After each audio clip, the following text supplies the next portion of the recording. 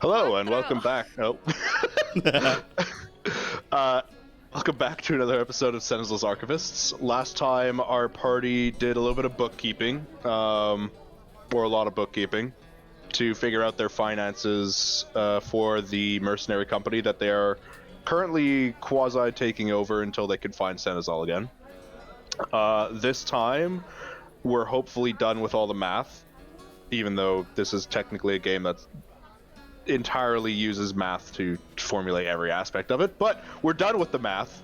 You should be kidding. And we say no to the math. And now we'll see what the party's actually planning on doing. So I think we were just establishing before we started recording just how much money they're leaving behind, which I think is pretty much anything they can't carry, which is a decent amount of their money, given the weight of money. It's like, what, I think 0.13 ounces a coin? No. I mean, a Ziploc bag full of 1.3 ounces pretty heavy, so I imagine sacks of gold. I do also have the bag of sacks of gold. Holding now, if we do want to use that.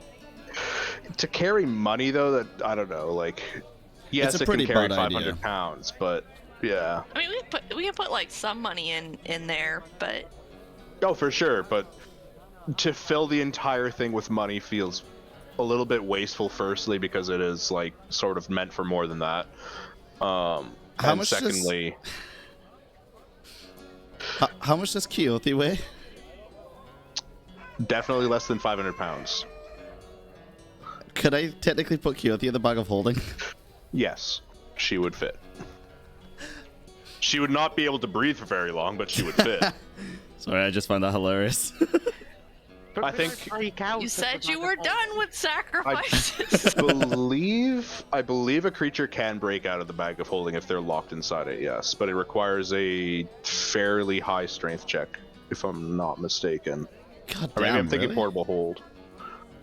Please do not put. I want to test it now. I have, in another campaign, killed somebody by putting them in a bag of holding. Oh, dare ya?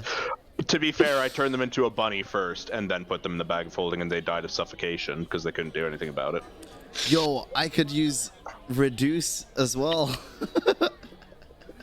To give them disadvantage on strength checks. No, I'm not talking about you, I'm talking about in general. I could use reduce to give them disadvantage on strength checks. All falling apart now.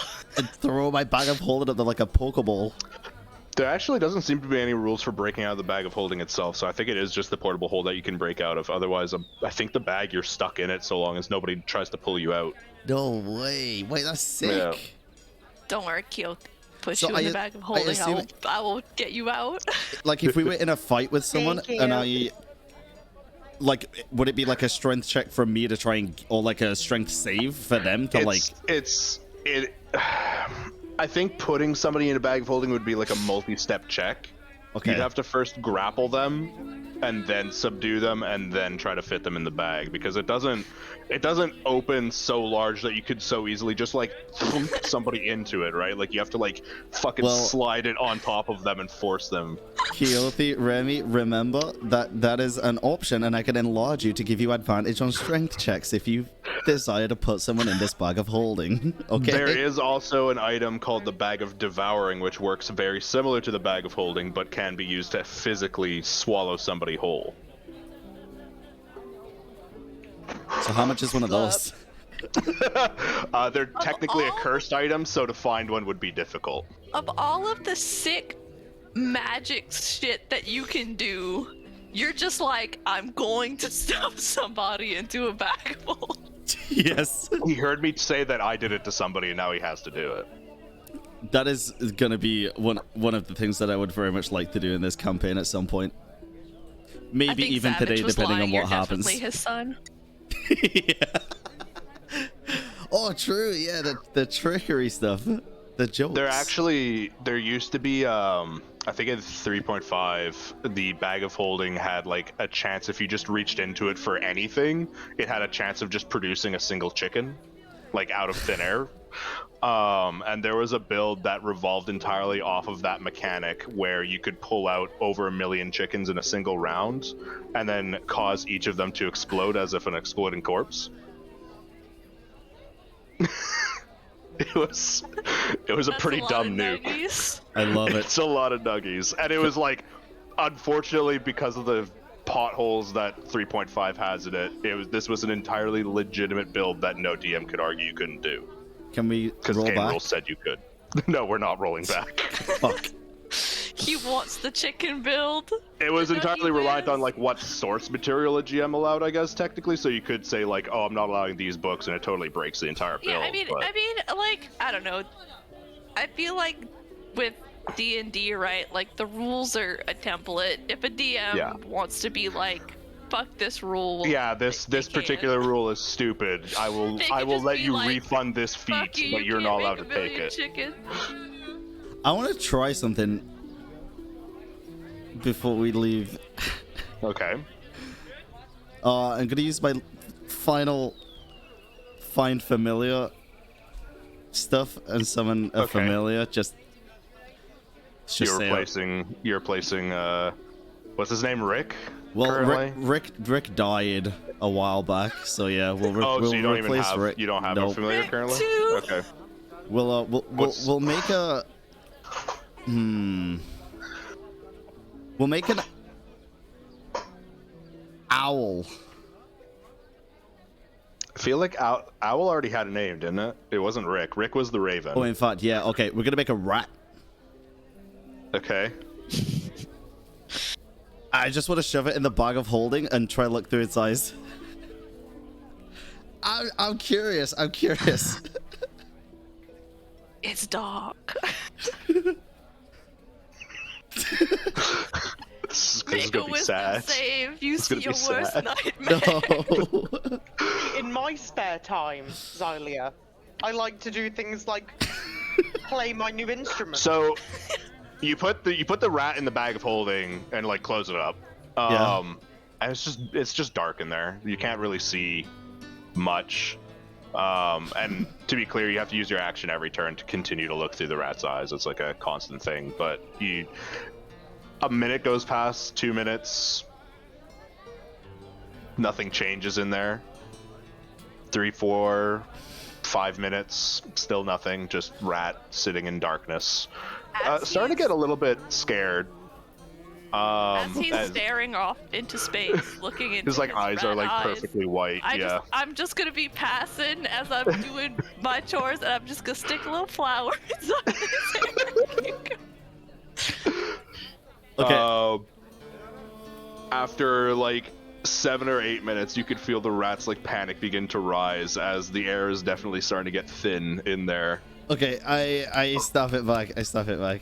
Okay. Ah, Rats. And before we start off this session with animal torture, the rat is now called Peter, by the way.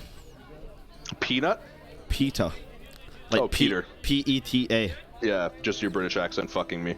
Uh-huh. no, it's PETA. He said. PETA. Yep. Okay, wonderful.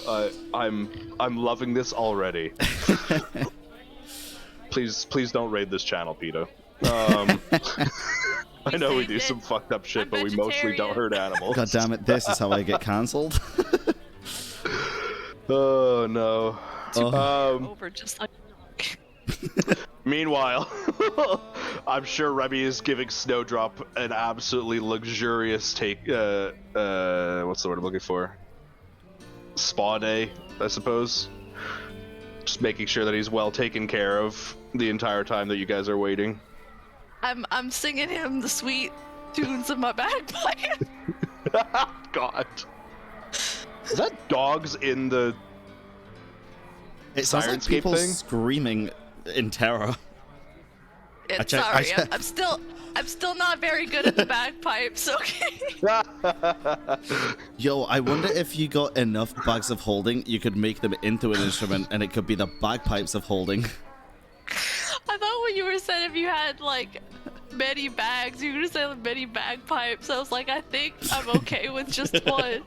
I can't hold all these bagpipes. Technically, you'd only need the one bag of holding, but you'd have to like stitch in the like reeds to like blow it up and expel air. Could you? But how would that even work? If you squeeze a don't bag know. of holding, it's not like things like get manipulated within it. Could you stitch multiple bags of holding together to make a bigger bag of holding? No, because if you place a bag of Silas' holding in a bag of fascination with holding, the bag it just of explodes. It explodes. Yes. If you place an extra dimensional space within another extra dimensional space, it explodes and creates a tear to the astral plane and sucks in anything around it. So don't do that. I'm gonna make a quick stop at Vinny's.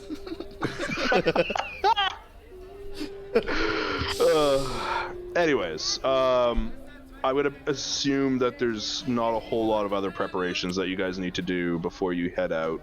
Just the matter apart of from, like, leaving any...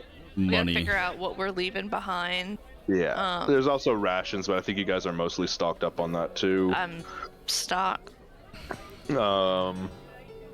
There's also the fact that, you know, you can travel to Mist's End just as it is, or you could pick up, like, a quest along the way to get stuff done as you're going, but it's entirely Also, up to you. The screen's gonna go really finicky for a second for anyone watching, so I apologize, but I need He's to... about to stitch the bags of holding together. Ah, no, the space-time continuum. Wibbly wobbly, timey-wimey stuff. Ah! There's also the matter of, what's his name? Sarah, who will be traveling with you. He doesn't currently have a mount or anything along those lines, but you do have spare horses We have at extra least. horses. No. And he's traveling rather light. Though he is effectively penniless now. It's fine. We'll look after him. We'll yeah.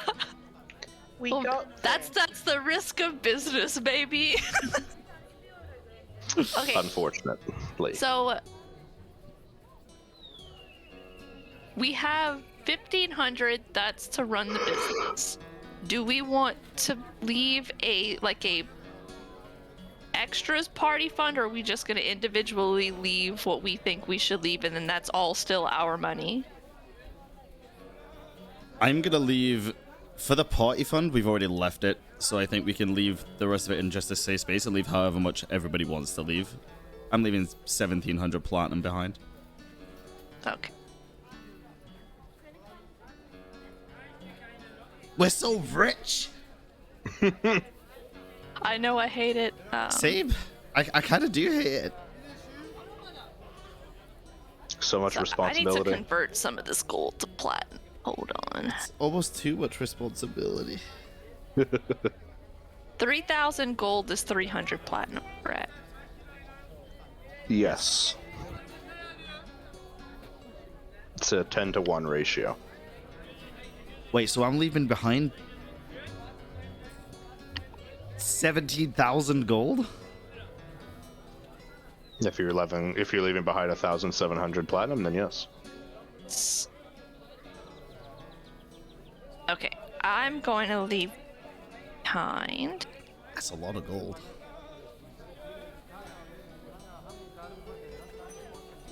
1,600 plat.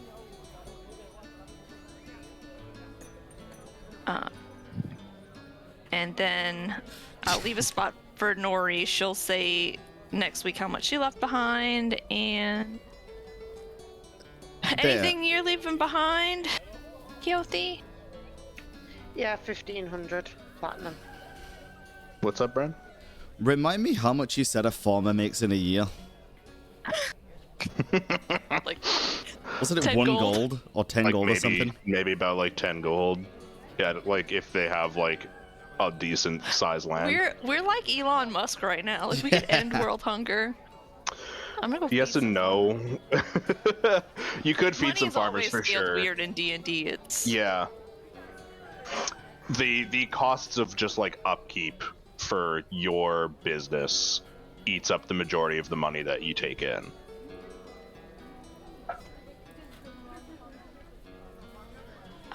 I guess I'll just It's still just so fucking note insane. in my inventory. The difference is like you guys are, and most mercenaries are sort of like a cut above in terms of their power level compared to the average person. And then on top, add to that, they're typically risking their lives on a daily basis for their money, means that their services are worth just that much more. Farmers might be risking their lives too, you never know. And if they are, they typically call in mercenaries to take care of the problem so that they don't have to risk their lives. Fair. Okay. Fair. All right, so we can assume we're gonna lock this up. It's in the little treasury. I'll mark down what belongs to who. Stick it in there. Lock it up. Who is in See. the house right now, by the way? Us With and... you guys, it would be Kenneth, Gotri, and Guard. I don't fully trust this Gortry guy yet. Oh, We can just say, God. Well, If he doesn't have a key for the Godfrey's not safe, he there. can't really do a whole lot. he's magic. Though. I'm gonna move my hands over the top of the safe and start chanting some bullshit to make it look like I'm trapping it. Make a deception check. Oh fuck, deception. Oh, that's true.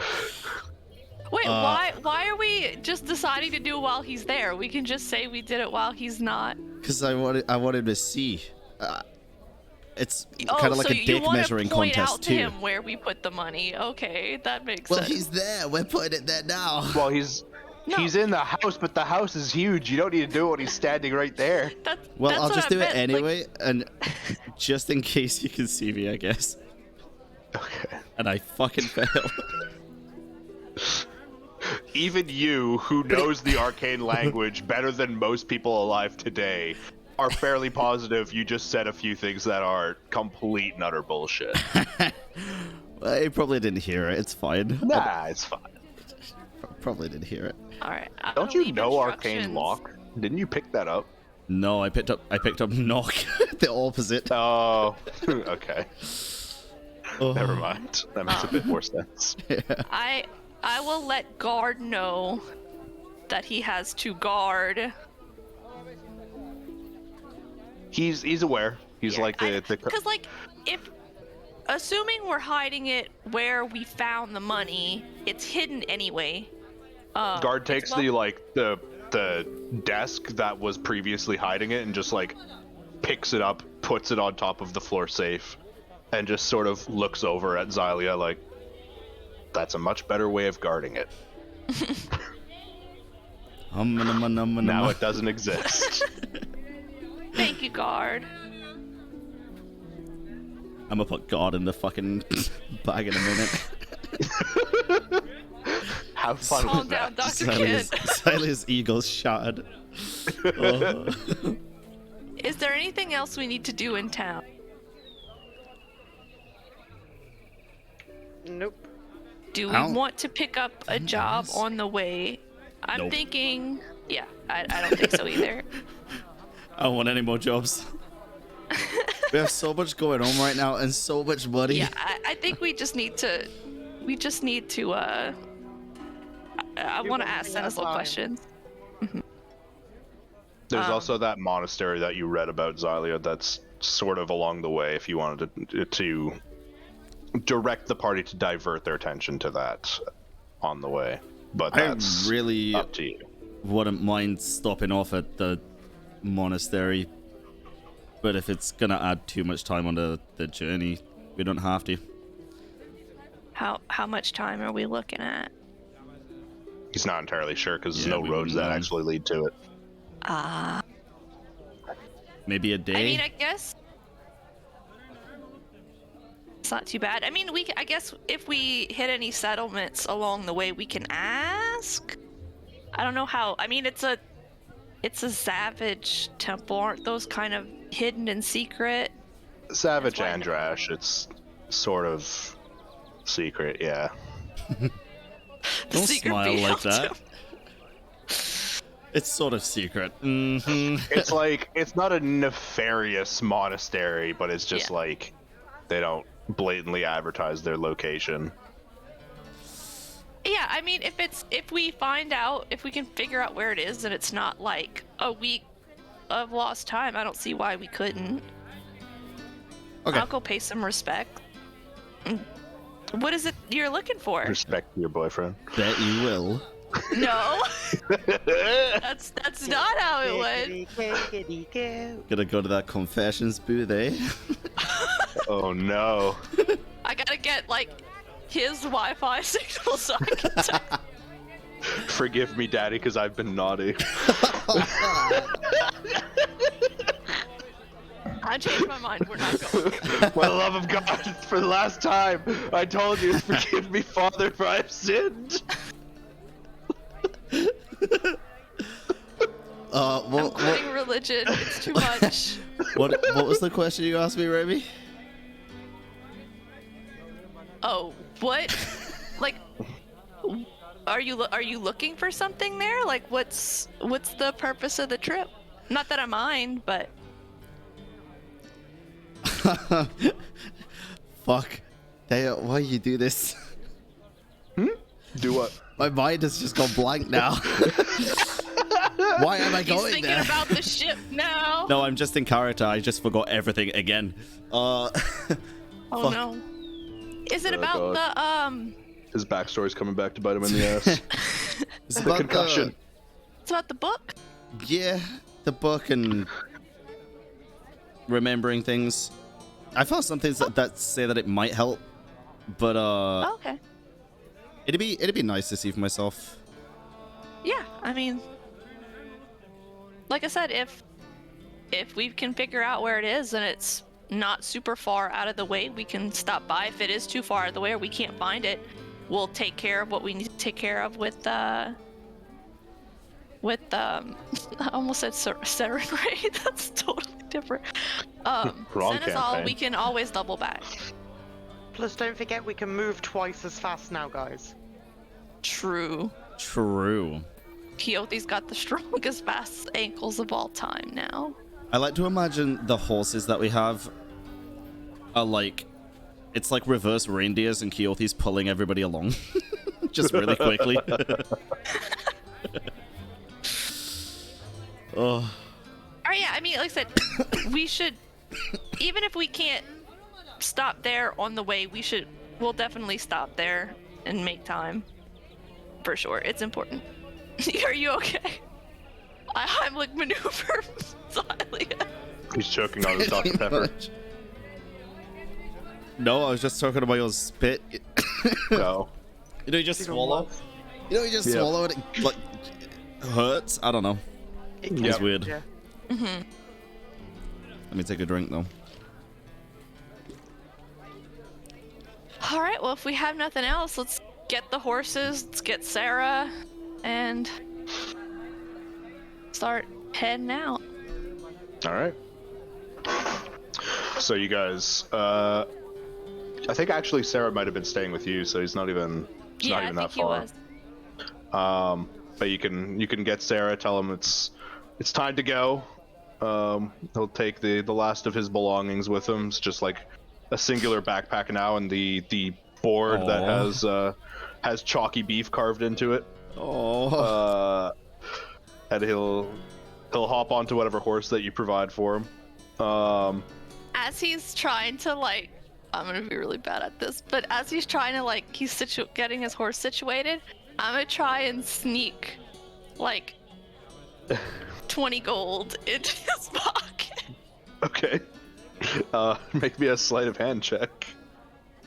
I'm real Natural good at this, you guys. one. Sleight of hand.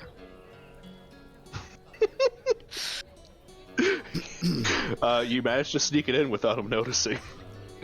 Oh yeah, he's dense as fuck. I forgot.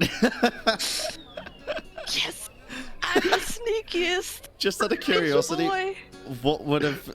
when would he have noticed? At a 6. Oh god. He has no passive perception whatsoever. Jesus, that's phenomenal. His wisdom score is he's just able to speak. I'll put it that way. Wow. It's not very high. That's so good. What do you think somebody selling chalky beef in the fucking tundra? What kind of wisdom do you think they fucking have? I mean, we did kind of put that idea into his head, but But he thought it was a good idea when you gave it to him, and he didn't even question it. I mean, I thought hot chocolate would have sold well, you know? Yeah. I didn't think about, like, you know, having to import the chocolate. I was just thinking about the drinking the hot chocolate. You were thinking as a customer. Yeah. Not as a supplier. Look, Remy's not that much more wine. That's fair. Alright. So you sneak 20 gold into his backpack without him noticing. Which isn't that hard. He's very preoccupied with getting up on a horse, which, as you can tell from him simply trying to mount up on this horse, it doesn't look like he's ever ridden one in his fucking life. Bless him. It's just kind of useless, really. He actually realizes at first that he's mounted up backwards, and then has to roll around in the saddle to try and face the front of the horse. You can do it, Sarah. I hate this. Thankfully, however, when you guys do eventually set out, his lack of riding doesn't prove to be too much of a hindrance on you, since you guys could sort of make up with it with Keothi's more than capable direction on how to travel at a much faster pace than you're previously used to. And with that, you guys, after a week here, leave down the trail from from Tielona and into the westernmost parts of Vol. Vol? Let me see. Yes, so this is something maybe we haven't covered too much yet. But Vol is the name of like the sort of province that you guys are in. Okay. Currently. So Kier, which is the continent, is divided into 3 provinces of sorts. Here, like we could see. Oh, did I not move you? Yeah. I see the world map. Yeah. Oh, is That's- that you're just talking about the world map in general? Yeah. Here, as Oh, you in were like. pointing to a specific area of the world map, and I'm like, I can't see where. So you guys are in Yeah. Telona right now, which is the most like western tip. Here, you know what? I'm going to simply draw it for the time being. It's going to be a very rough sketch because Roll20's drawings are pretty bad. True. So basically, where the pink line is separates Vol from Thom, and where the other pink line is, the darker shade of pink, separates Thom from Fjord. Okay. The Fjord is that entire northern territory that you guys just came from. Vol is the sort of plains and grasslands. Like most of the province is made up of plains and grasslands, apart from the swamp, the small mountain range called the Spine, and in the southeasternmost tip is a vast desert that is almost entirely uninhabited. Okay. Thom itself is covered in thick, rolling hills and forests. A much larger sort of, what's the word I'm looking for? Everglade swamp is towards the left, or not the left, but the most western southern tip. And a jungle directly beside it that separates the larger cities from what is the biggest mountain on the continent called Horatius's Climb. And is also where a tribe of goblins is pretty much entirely festering and has been plaguing that general area for some time. It's effectively the largest collective of goblins that hasn't managed to cannibalize itself. Which is all stuff I'm pretty sure I put in the world notes on Discord, but since people watching the recording haven't actually been able to see that, explaining it now is probably not bad. I want to go visit them. Let's go, Thunderstep. No, don't kill them. There's also the like the 3 goblins. islands around Kier, that you can see. The one in the most southern tip is called the Greenskin Peninsula, and that's where the majority of Kyr's orc population lives. It is mostly a pirate haven. Don't want to visit there. The orcs don't so much live there as sort of anchor their boats there when they're not actively pillaging. And it is... I wouldn't exactly say a settlement, because the orcs don't sort of live there in peace, but it's sort of like I said, a pirate haven, where they sort of all kill each other, but with a code, and have a larger pirate king that they all report to.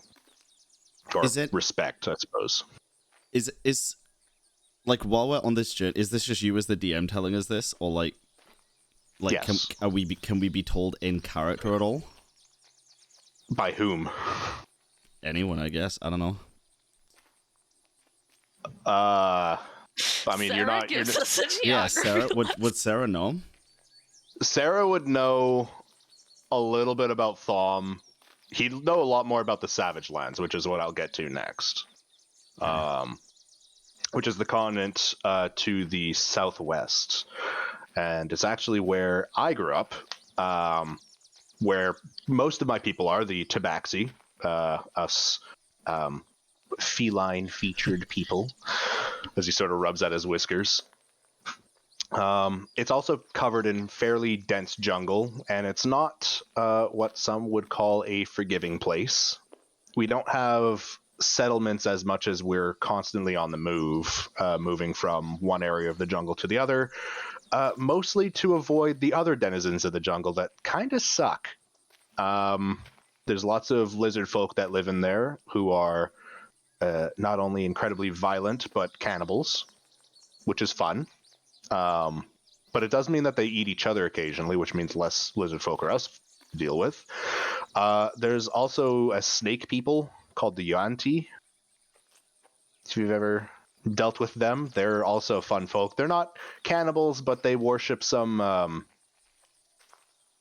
darker deities, and like to use us Tabaxi in those rituals, because we make nice sentient sacrifices. And apart from them, I mean, there's plenty of bullywugs as well, who are also not super friendly. It's called the Savage Lands for a reason. Pretty much everything there wants to kill you. I just thought everyone was rude or something. No. Really what it comes down to is nobody can live there and actually settle down in any sort of like normal area. Lots of fallen ruins there, though. Ooh. Like a lot of fallen ruins. Not so much the sort of fallen ruins that I'd come to expect somebody like Guard to be from, but more like old temples. Old civilization, yeah. Sounds cool. Have you ever been inside one? Once. We took an overnight in one of them, but it was mostly in disrepair. So it wasn't really somewhere we thought we'd hole up there again, given we weren't entirely sure if the ceiling would collapse in on us. That would not have been ideal. Yeah, No. that doesn't sound too good. We've definitely been there before. Yeah. What? Well, in the first fucking ruin thing that we went in when it was all caved in from the get-go. And then I didn't know about any of that, but this one time, right, my cute fluffy pal, we was fighting these fish things that were not as handsome as my fish boy over here, and Nori nearly killed us all because the ceiling nearly fell in, but we got out, so it was okay. Yeah, it's not a fun thing to contemplate, and I can't imagine living through it would be all that fun either. I wouldn't recommend it. So Sarah, imagine that, but you're sleeping and suddenly it starts caving in on you. Now that would be worse. That sounds even worse, yeah.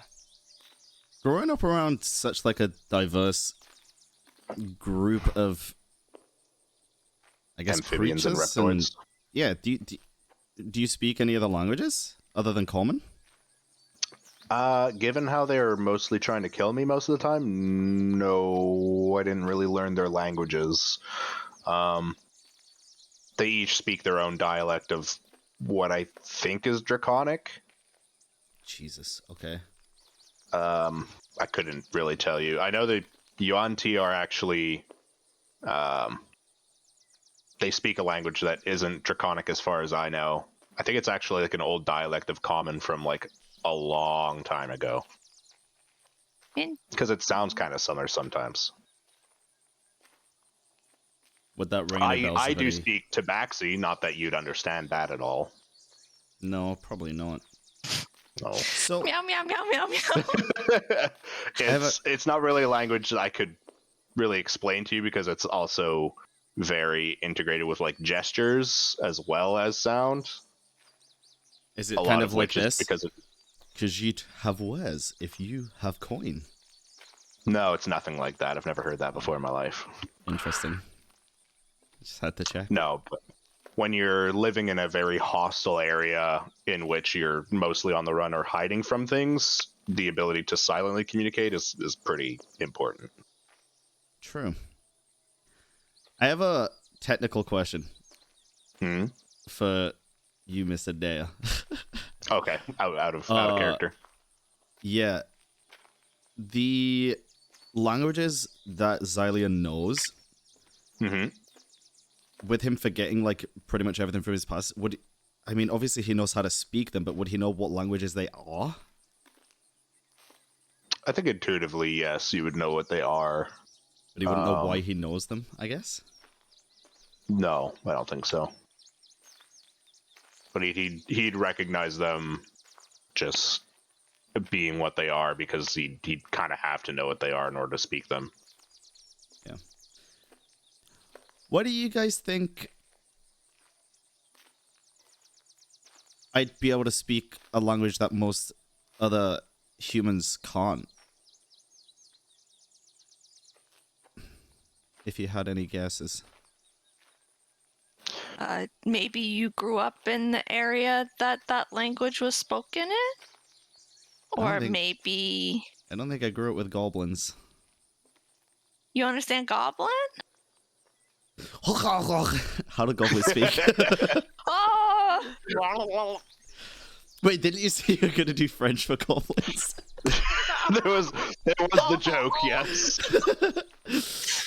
I love the idea of French goblins. Bonjour, madame. No, it was not going to be proper French. It was going to be Quebecois fucking Frenglish. Oh, okay. I thought you were gonna say it was gonna be Cajun French. I was like, oh, we're all fucked. I mean, as far as I understand it, that's just as mangled a language. It's. But yeah, I don't know. I don't think I would have grown up around goblins. I mean, I can understand Elvish and. I mean, you're like the bookish type, so maybe you studied it for some reason? Maybe you're a goblin researcher. Maybe I'm a goblin. Maybe. I don't think so. You're not small enough you don't or look green like enough. A goblin. I look at Sarah and I use Mask of Many Faces to look like a goblin real quick. So Mask of Many Faces allows you to maintain or to change like your general appearance, but it does not allow you to like statistically decrease your size. So you're just a very tall goblin. Well, and he like looks at you very like offendedly. And he's like, that's like I said, very tall goblin. Wait, is that how it works? I thought you could change to something like smaller, but your physical being was still there, just like you could still touch it. No, so you can't go down like an entire size category, and goblins are categorized as small creatures, whereas you are a medium creature. That's incredible. Okay, that's even better. You still have to like generally fit your like shape, even if like it's like a little bit taller or shorter, but that's like a solid 3 feet shorter than you are. Just a big it's a goblin. small thing.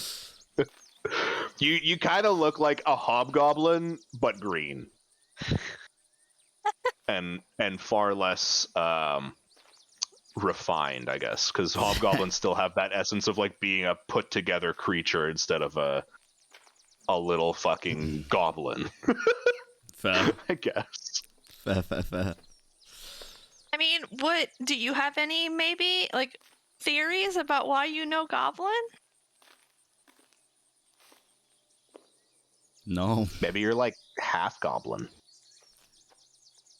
I really doubt it. I don't know. The only things that I can think is that I was either taught it or I learned it myself. But again, I can't really think of a reason why. Maybe your parents knew it and they thought it would have been beneficial. Maybe. Do goblins and orcs get along? Sort of. I'm not exactly an expert on it. We didn't have too many orcs around me growing up. We had a few goblins, though. As far as I understand it, if they are sort of together, it's sort of like in a subservient sort of way. Oh. Goblins are kind of weaker, and orcs are sort of might makes right. Interesting. Yeah, I don't know. When we just curious. Maybe when time frees up, we go check it out. See, maybe there's clues in this goblin infested area. Maybe. Not too. I haven't spent a huge amount of time in Thom, but from the time I did spend, one doesn't simply visit. One does not simply walk It's not really like the sort of thing that you just go to and say like, "Hey, what up, goblins? Let's hang out." I guess. I know. I didn't mean like strut in, but I meant like maybe we sneak around the area, see if we can find any clues. Again, at the same time, I mean, I don't remember seeing or knowing any goblins before, but I assume not many humans can speak the language. How do you think a goblin would respond if a human could speak the language? Goblins. One of the ways that my clan got around goblins was putting them in their place. If you establish yourself as the alpha, I guess, they tend to leave you alone if they don't think that they can take you on. So if you're a big human who can speak their language, I guess you could sort of order them around. Maybe? Interesting. Okay. That's good to know. Especially if, I mean, Quixote, I'd assume you'd want to travel down that region at some point. Could be a good way to get through if you wanted to see the mountain. You're muted. I want to see the mountain. I've heard many tales of the mountain. Quixote was trying to speak Tabaxi, the silent language. Yeah, I mean, it would be... It could be interesting. More likely, you can find some sort of, like, mercenary quest to go there and cull a few of the goblins, because they're a constant issue. Especially around the Lurani Conclave, those elves typically have to deal with them on a daily basis. But just, don't go through the blood swamps, because then you're not just dealing with goblins, you're also dealing with cannibalistic wood elves. How would Xylia feel about killing goblins, or would he just not really care because he doesn't remember anything? I mean, if they're doing wrong, it's no worse than killing bandits. True.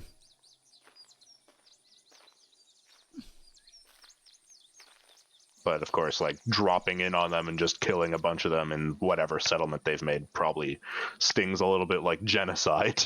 True. Bolt flashbacks. Oh no. But yeah, I mean, you guys do you. I don't plan on being around for that, at least. No. I could tell you a little bit about Mist's End, because that's where I landed after coming here from the Savage Lands. Yeah, that's where we're taking you, right? Yeah. It's not really a town. It's more like a ring of, like, sort of semi-permanent shacks that people have set up around what is a larger monument above the lake. Some people call it the floating fortress. It's kind of this large rock that sort of hovers in the air above the lake, and it's got a big fortress built up on top of it. You ever been up there? I haven't, no. It's most people aren't allowed up into it. It is technically a fallen ruin, as far as I understand it, but people, unlike most fallen ruins, actually still go into it. From what I understand, it's sort of like a library of sorts. Interesting. It's where people who are actually interested in like fallen civilizations get some research done, but it's like still very closed off to the majority of people. That makes sense. That's fair. It's typically only people who have been commissioned by the higher ups in Boscomon that are allowed in there to study magic and whatnot.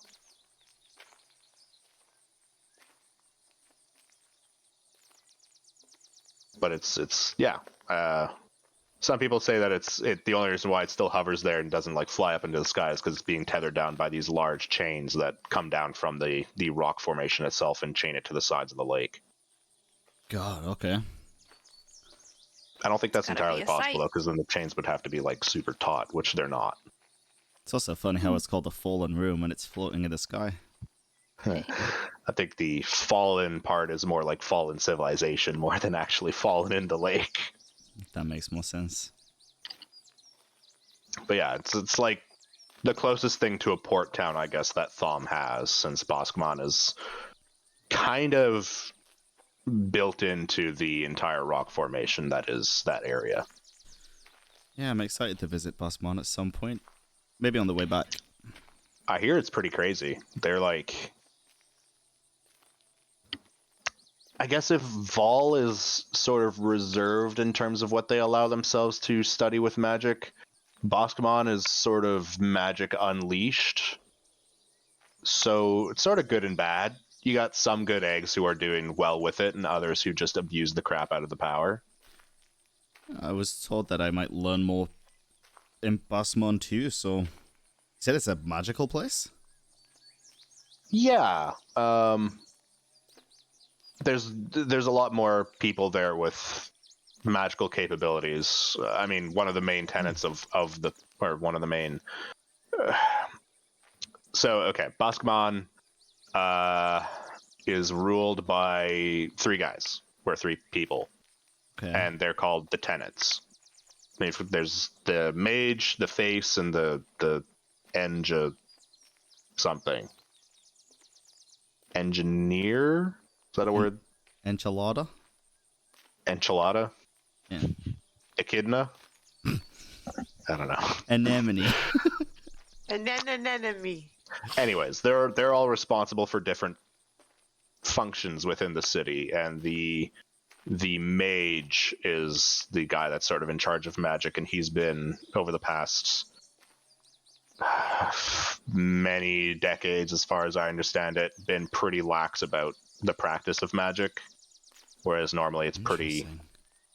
restricted in terms of who's allowed to simply use it out in the public, since it can cause a lot of issues. But he's just kind of like, meh. I kind of want to speak to this mage. And good luck with that. I'm sure you could get an audience, but I'm not sure he could afford you much more than 5 minutes of time. They're all very busy people. I mean, I would say we are too, but they kind of just spend a week But you're not shopping. running a city. No, It's a we're bit of just a trying to difference. save the world from a... Yep. Right. Cool. Ugh. I mean, that's what mercenaries do, right? They sort of save the world one problem at a time. Yeah, like bandits and stuff.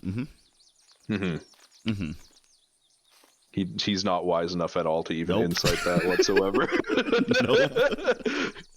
He did the lying for you there. I love it. So let me see. Travel time. Because oh my god. Yeah, so in one day, you guys are able to cover a huge amount of fucking ground. Jesus, okay. Actually, no, you could cover a lot more than that, couldn't you? Because you're on horseback. So it's actually... Didn't we work out that to get to where we were wanting to go, it'd only take something like 3.5 or 3 days or something? Yeah. I think it's like 2.5 days, realistically. Yeah. 2.5 to Miss End, but then we can't speed up the boat journey. It was. Yeah. Also, So you guys easily pass the ridge, which is basically what separates Vol from Thom. You can see it's a large rock structure that sort of juts out in one direction from Vol over to Thom, as it slowly like peaks up this large grassland. And the only way to get around it, it would seem, is to go all the way south, as you guys have been riding for most of the day. And in passing it, at the base of the southernmost edge of this large rock formation, you can see a huge, like maybe 50-foot tall cave entrance that goes into the ridge itself. 50 foot tall? Yeah. 50 feet tall, maybe 100 feet wide. Pretty big. Yeah, that's well, a highly contested area from what I understand. Typically, the fighting right now is at a bit of a not stalemate as much as there's been a peace treaty, I think. But those are the silver mines of Vol. Or at least they're of Vol right now. They used to be of Thom. God, I got such a big urge to just scream into it. I suppose you could do that. You'd probably piss off a lot of people living in there, though. Not that I guess your screams would get all that much deeper than their noises of constantly slamming at rocks all day. You're Sure. making me want to do it too now. Hello, hello, hello. All of us just start screaming into this cave on the way past. Jesus. Wonderful. Oh. Hey, I'm gonna ride my snowdrop a little bit closer to Xylia's horse. Hey, Okay. and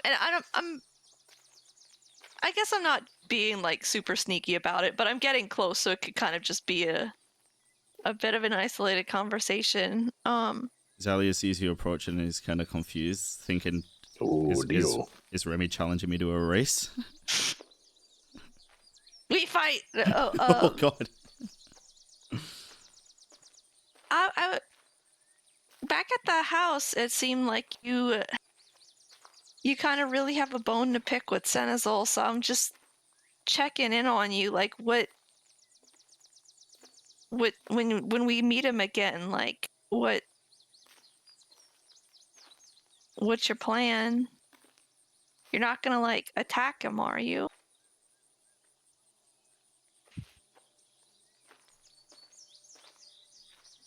By looking at Zalia's face, you can tell he's just joking, hopefully, I think. But he gives you a wink and just taps the bag of holding. Jesus Christ.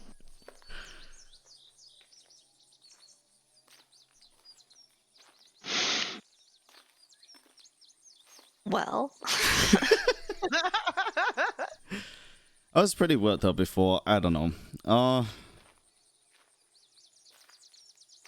I'm still really angry at him. I mean, I can understand why. I think I don't know. I think for me it's a little hard because I still don't really have enough answers to come up with a judgment. Like I don't know why. That's kind of where I'm at right now. I think I'm not gonna just... Cause like I don't know. I don't think he's like a bad guy. He seems to have good intentions, but I am curious to know what cards he's got, held close to his chest. As soon as I see him, I'm gonna hit him with the I don't give a flying frank, and if he don't know what it means, I'm punching him. Okay, I mean, if you're gonna punch him, that's fine. I was worried that you were gonna like try and kill him or? What are you trying to... I'm strong. No, you are. What? I just... He's a frail old man. One punch could kill him. Even with my little noodle arms? I mean, the dude looks like he couldn't be a day over 120, so, you know. True. No, it just seemed like you were really, really angry, so I just wanted to check in on you and see, one, if how you were feeling, and two, you know, what you planned on doing. I'm pretty okay at the minute. It kind of got to me because, like, obviously I don't really know much about anything, and I kind of felt like everything that we were doing was just a lie that was being fed to us. So then it kind of got too much at first, but like you say, we don't know why he said or did what he did. We don't really know why we're even going here fully, so... Yeah, it's strange, right? Because if he is Valkyries, which seems to be the case, then he can't be researching Fallen Ruins. He knows all about that. So I guess, is he trying to keep it away from people? Is he... my curiosity is on what he's actually doing. Also, I found this in the house, and I pull out like this roll of paper. So when we were checking out the house, you know how we found the deed to the house? The thing that we got signed? Mm-hmm. Mm-hmm. Well, I found this, and this is a deed to the company. So I'm curious as to why he left the house and like the title to the house and the company to us. Like, did he plan for us to just have it all along? Like, why does he want to give it up? What's his goals? I took it because I didn't want anybody to sign it and then they get the house, but I wanted to show this to Senezal and be like, why'd you abandon it? What's the deal? Like, he left the house, he left a boatload of money, and he left the title. It's almost as he was like, here, it's your company now, do what you want. But like, why? Why, when we're still doing... Can Zalia try to think if, like... Roll to think. Yeah, pretty much. If, like, he would have done... Yeah, make a witness, you know what I mean? investigation check, I guess, would probably be best. Okay. Fuck. You're not entirely sure. It does seem suspicious that he would, if he was Senezal and he was from the past and knew everything already because you'd been to the past to tell him, why would he hire you to research stuff that he already knows? It is not only suspicious, but just downright stupid when you put it all together that way. I don't know if that's what I was going for. Oh, what were you going for? I was thinking more back to past stuff that you said Ziley remembered last time in terms of kind of like I guess contractual stuff, and to see if he's would remember anything like this happening before, or like what a common reason for this kind of thing would be. To But I like probably leave the deeds behind? Yeah, pretty much, and the money and like... Well, that you can give me a history check for then, as you're trying to comb through your own knowledge. That's a lot better. I mean, it sounds a lot like somebody from your very vague and clouded memories. It sounds like the behavior of somebody who knows that they're dying but doesn't have an official will. who intends to show what they want the people who are inheriting from them to do without putting it in actual writing. Oh. Well, you kind of see Xylia just look really sad now. Oh no, what's wrong? What? I think it's kind of like a will. Oh, Like well. like an inheritance.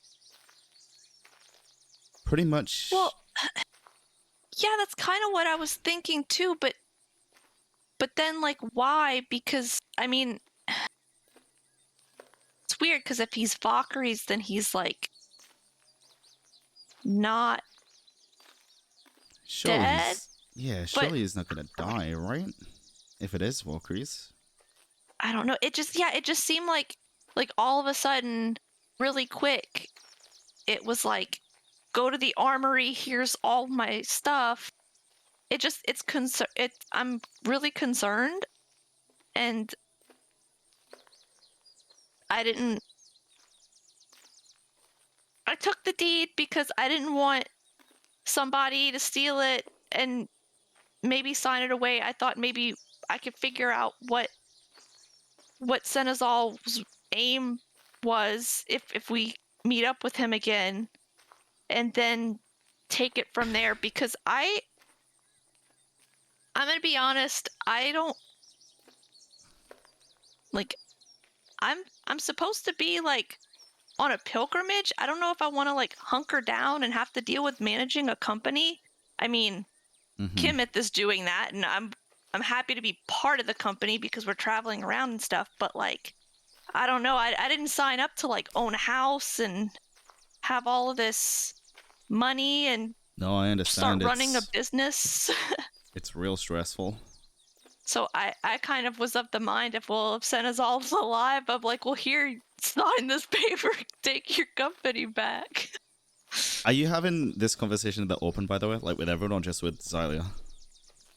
I would let Keothi in on it, and it's not like I'm necessarily like trying to be obviously hush about it, but I gather up like the Senezal's Archivist members so that Yeah. it's a company So basically, you're kicking Sarah to the back. Yes. Okay. Sarah's perfectly happy, just Sarah's oblivious. chilling on his horse. He thinks we're hasn't even reading noticed you bedtime guys are stories. talking. And yeah, Nori would be involved in this as well, consider she's traveling. Yeah. Yeah, we'll just fill her in next session. Yeah. Do you want to keep that safe for now until we figure out what's going on? Do you want to, gesture to the bag of holding, just so no one, has any idea what it is while we sleep and other stuff? Yeah. If you put it in the bag of holding. Okay.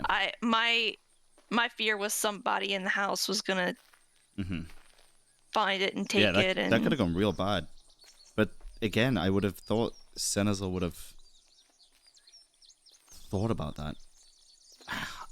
I don't know. I feel like he left the note on the body for us to find. I feel like he wanted us to find everything that he found, but I want to know why. Well, I don't know this guy, but I wish he'd just leave you some damn explanations, because there's a lot of questions going on here. Exactly. See, this is so interesting because Keothi Like, doesn't even know man, Senezal it's hard properly. enough. Holy Like, shit. I don't know anything about anything up here on the surface world, and like, is this some kind of weird cultural thing? Like, it just. Are we supposed to be as vague as possible? As far as Xylia understands, it's not some sort of weird cultural thing. We just want to know if it's a human thing. And Nori, with her large amount of experience living in Vol, especially amongst humans, would say, nah, definitely just weird. It's curious how, like you say, he wouldn't need to explore fallen ruins or anything, but the first thing that he made us do is go to that place, and the things that it had in there, that wasn't something that just anybody should know, surely.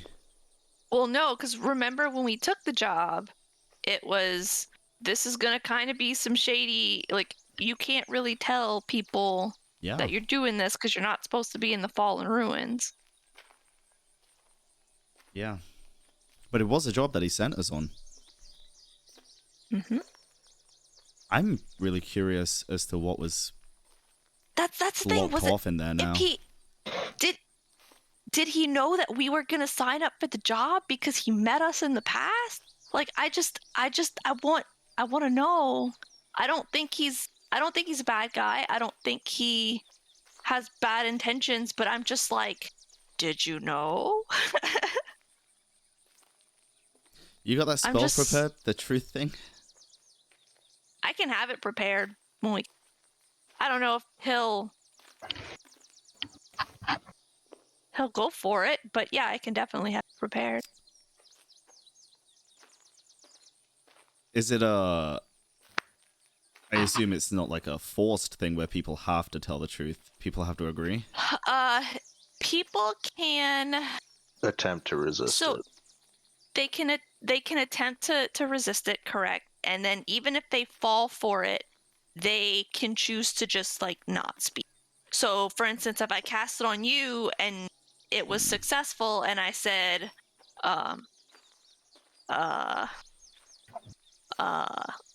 you know, who's your favorite Senezal's Archivist member? And the real answer was it's totally Remy, but then you didn't want to say that, you could just not say anything. You couldn't lie, but you can not tell the truth. You know what I mean? You can also be subversive about it. So like you could say something that's not false, but is still not like necessarily the whole truth. So you could be like, definitely not Xylia, definitely not myself. Yes. Okay. Yes. Mm-hmm. Makes sense. Yeah. That makes sense. Assuming you aren't your own favorite member. Yeah, of course. Yeah. But yeah, so especially somebody as like magically inclined and as smart as Senezal is, it's not like this is a secret spell. Like if he didn't want us to know the truth, there are ways around it. But it does prevent them from like outwardly lying. I just hope he's not. I'll give you guys a free just Arcana check real quick, because there's something that you might not be thinking about in terms of like spell work. I am good at these. Remy's a paladin. I don't know anything about spell work. You spent some time learning though in the past. Keothi too. Keothi Keothi is the magic. Are you sure you're not a wizard? So something that comes to mind for Keothi and for Xylia both, not so much about like, oh, I'm a genius of magic, of course I know this, but just how the world works. Senezal, or not Senezal, sorry, Valkyries had explained to you many times that the world operates on ages, where magic becomes very plentiful and then depletes in the world and then becomes plentiful again. And as far as you know, in the past 40,000 years, magic will have depleted fully twice, meaning anything that he would have cast way back when probably would have been destroyed and no longer worked. At least twice. That's just more questions, Dare. Mm-hmm. That doesn't clear anything. Can I revert my Arcana check? Can I not know this? But so just like in response to Remy saying why wouldn't his casting like make it easier for him to explain things? I mean, probably because he wouldn't have been able to cast anything that would have lasted that long. Well, my thoughts are as well, or were until now, kinda, was that maybe he's just real weak right now, because he did say it was in a decline, and that when we go back to our time, it was at the lowest point that it can possibly be. So maybe he just doesn't have much magic left. Yeah, much juice. Could be on juice for sure. But that could be why he needed help. The biggest question I have though is, if this is like a will, is he giving up, or is he planning to wait it out for another thousands of years and Yeah, does he like need to go like on a magic nap for like a couple thousand years? I don't know. But I want to ask him. Maybe he's going to the golden place to hibernate. Grandpa needs a nap. Yeah, we have a lot of questions. I won't punch him. I feel really bad now because I think he's dying. I don't want to punch a dying old Or man. is already dead. Shh. Shut the fuck up. He's not. We Swear to must God. believe. If he's already dead, I am... It's What do not we just not even afraid do? of Like- water anymore. I'm jumping in. I'm gone. What do we even do if he's not there? Like, I'm pretty sure he's there, but He's got to be there. gotta be. I have to believe. I'm gonna take a look. Whereabouts are we right now on the journey? You guys you've just finished passing in front of these silver mines. So you're walking along the shoreline currently. Okay. I say we just keep focused, keep our eyes peeled, and get there as quick as we can. I guess just to describe the general area too, is you can see to the south of you is basically a shoreline that's fairly far beneath you at this point, like maybe about a 30-foot drop from the ground you guys are currently walking on. To the north and slightly west is the large sort of rocky ridge that makes up the majority of this area between Thom and Val. As well as the now receding cave entrance. Ahead of you, which is west currently, you can see the Lorani jungle, which is a massive sprawling jungle that is basically covering your entire northern vision as well for the moment. But it looks like the road follows along the side of it or goes into it, if that's the general direction you want to go, though that is not where you guys are headed currently from what Sarah tells you. And probably better for it, as jungles are not known for being super fun to travel through.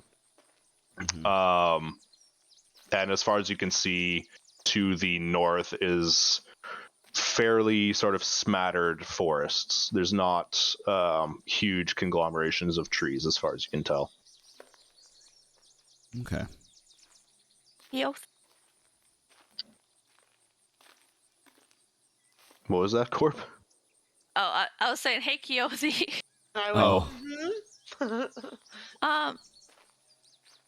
You said you knew stuff about that mountain Horatius' climb.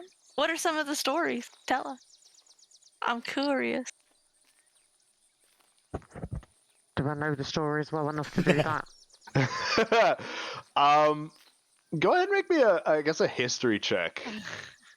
I was gonna say, considering that it's like the back, isn't it? Oh god, my history's awful. You don't It's know a any like It's a mountain, and Horatius did things there. as far as you know, Horatius's climb is sort of a religious monument of sorts to your people. There's no like specific like heroic stories about it or anything. You do think, though, according to your people's teachings, that the Goliaths were originally from Horatius's climb. And it was stolen from you by the goblins, from what the elders tell you. Damn, little Yeah, goblins. you lot want running me out. to go and see these goblins? I mean, How did little goblins It's a run point out of contention. Goliaths? Yeah, exactly. It's a point of contention for the Goliaths that they don't talk about a huge amount, because getting run out by goblins is a bit embarrassing for them. Yeah. That's fair. That's fair. yeah, let's just skip over that bit. Fine. I don't know, like, you haven't been with us for very long, and we don't know too much about your life and, like, what you want. Is that, like, would you want to go there and, like, see it, or? Did you live there? No, My I've never brain- been there. My brain just took that entire situation and was like, yeah, it's basically Israel. And I was like, oh, Christ. Jeez. That's horrible. Don't go there. Don't go there. Oh. Rewind. Cut it out. End Rewind time. End the video. Ay, ay, ay. The algorithm will never find us. Everything I was gonna say has just gone out my head. Yeah, I feel that. Ooh. I guess the point I'm trying to make is I'll be right back. like what That's the FBI, by the way. like kind of like what do you have any goals? I mean, I know like I'm happy that like you came with us and you're helping us on this thing, but like you must have some like personal goals that you want to achieve. And if we're gonna try and like help, Xylia figure out, what's in his book, maybe we can also, take, turnarounds here and there where we can and try and get what you want to get done. I just am here to travel, so I don't have any big goals. Well, it could help. I mean, I just wanted to prove my worth, to go back to be able to show that I can lead them or stand up for myself. It isn't really about traveling, but I don't think you'd be very appreciative of me wanting to go and kill some goblins, would you?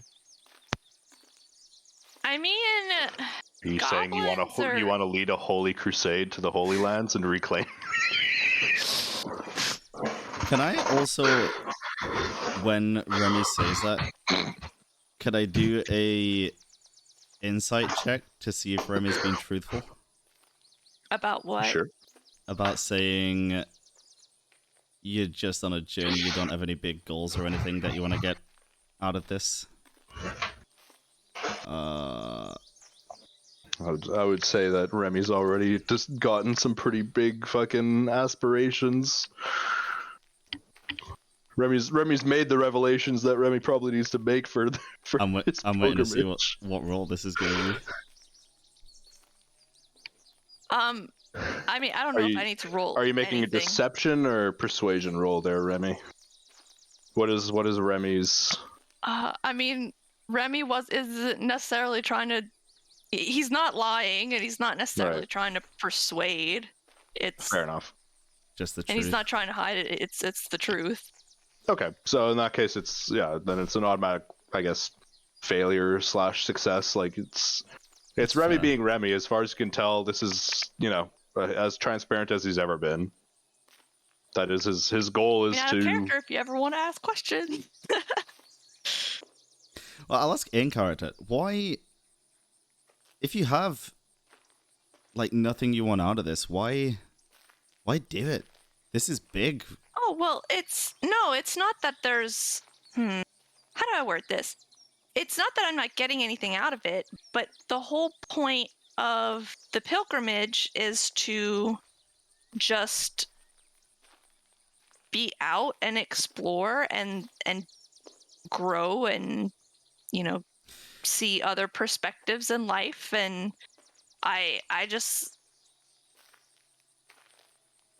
the kind of person, I think, that just tries to do good wherever I go, and I feel like in the company, and I'm doing that.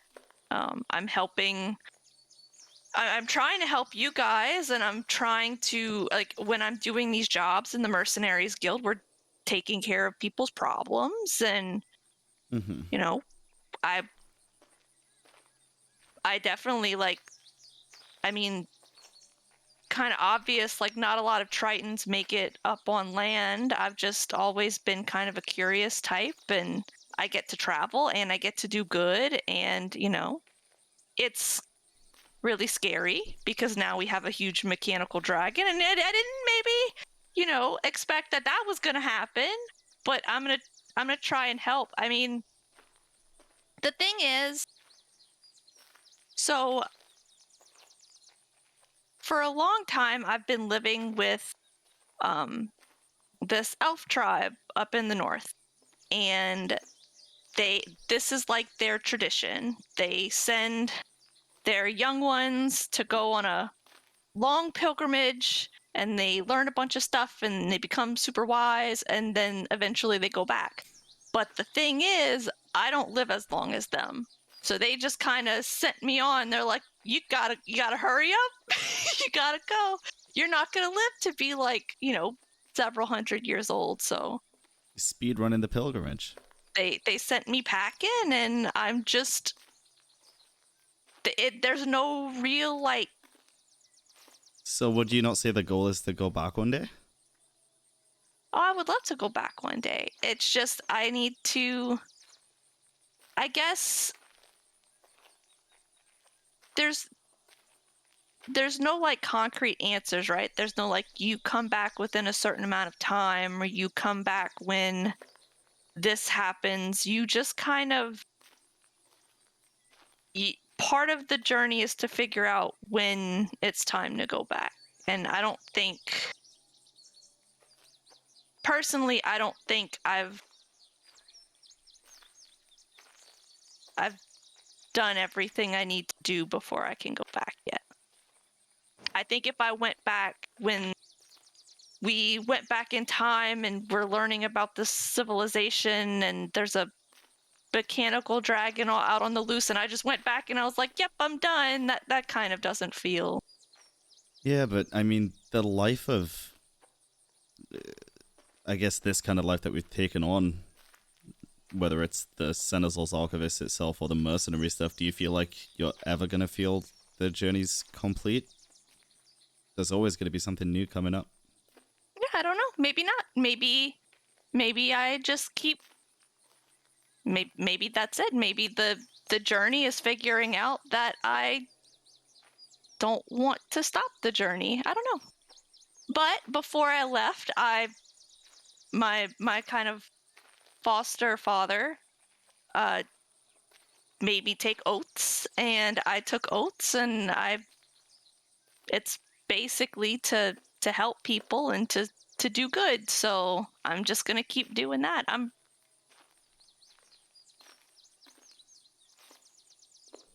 It's a very like spiritual-esque. There's no solid roadmap. It's just kind of like you do what feels. It's not over until you think it's over. Yeah. That's fair. It's interesting. I never thought about it like that. Yeah, I think me helping you guys out and helping Senezal out and helping, doing all these jobs and helping people out, I feel like that's part of what I need to be doing.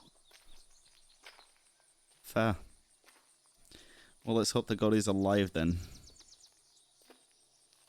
I'm really banking on it. Mm-hmm. Me too.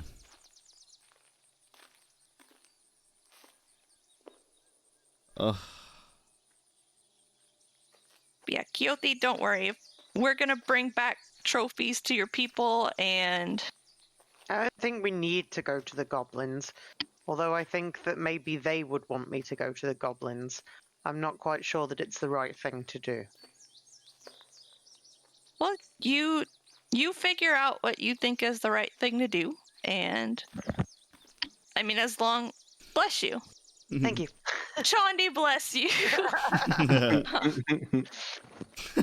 Yeah, I mean, as long as it's not like anything like evil or anything, like, yeah, I'll help you out. We're a team. Yeah. Thanks, Remy. It means a lot. Shall we play some music? Yeah. Oh god.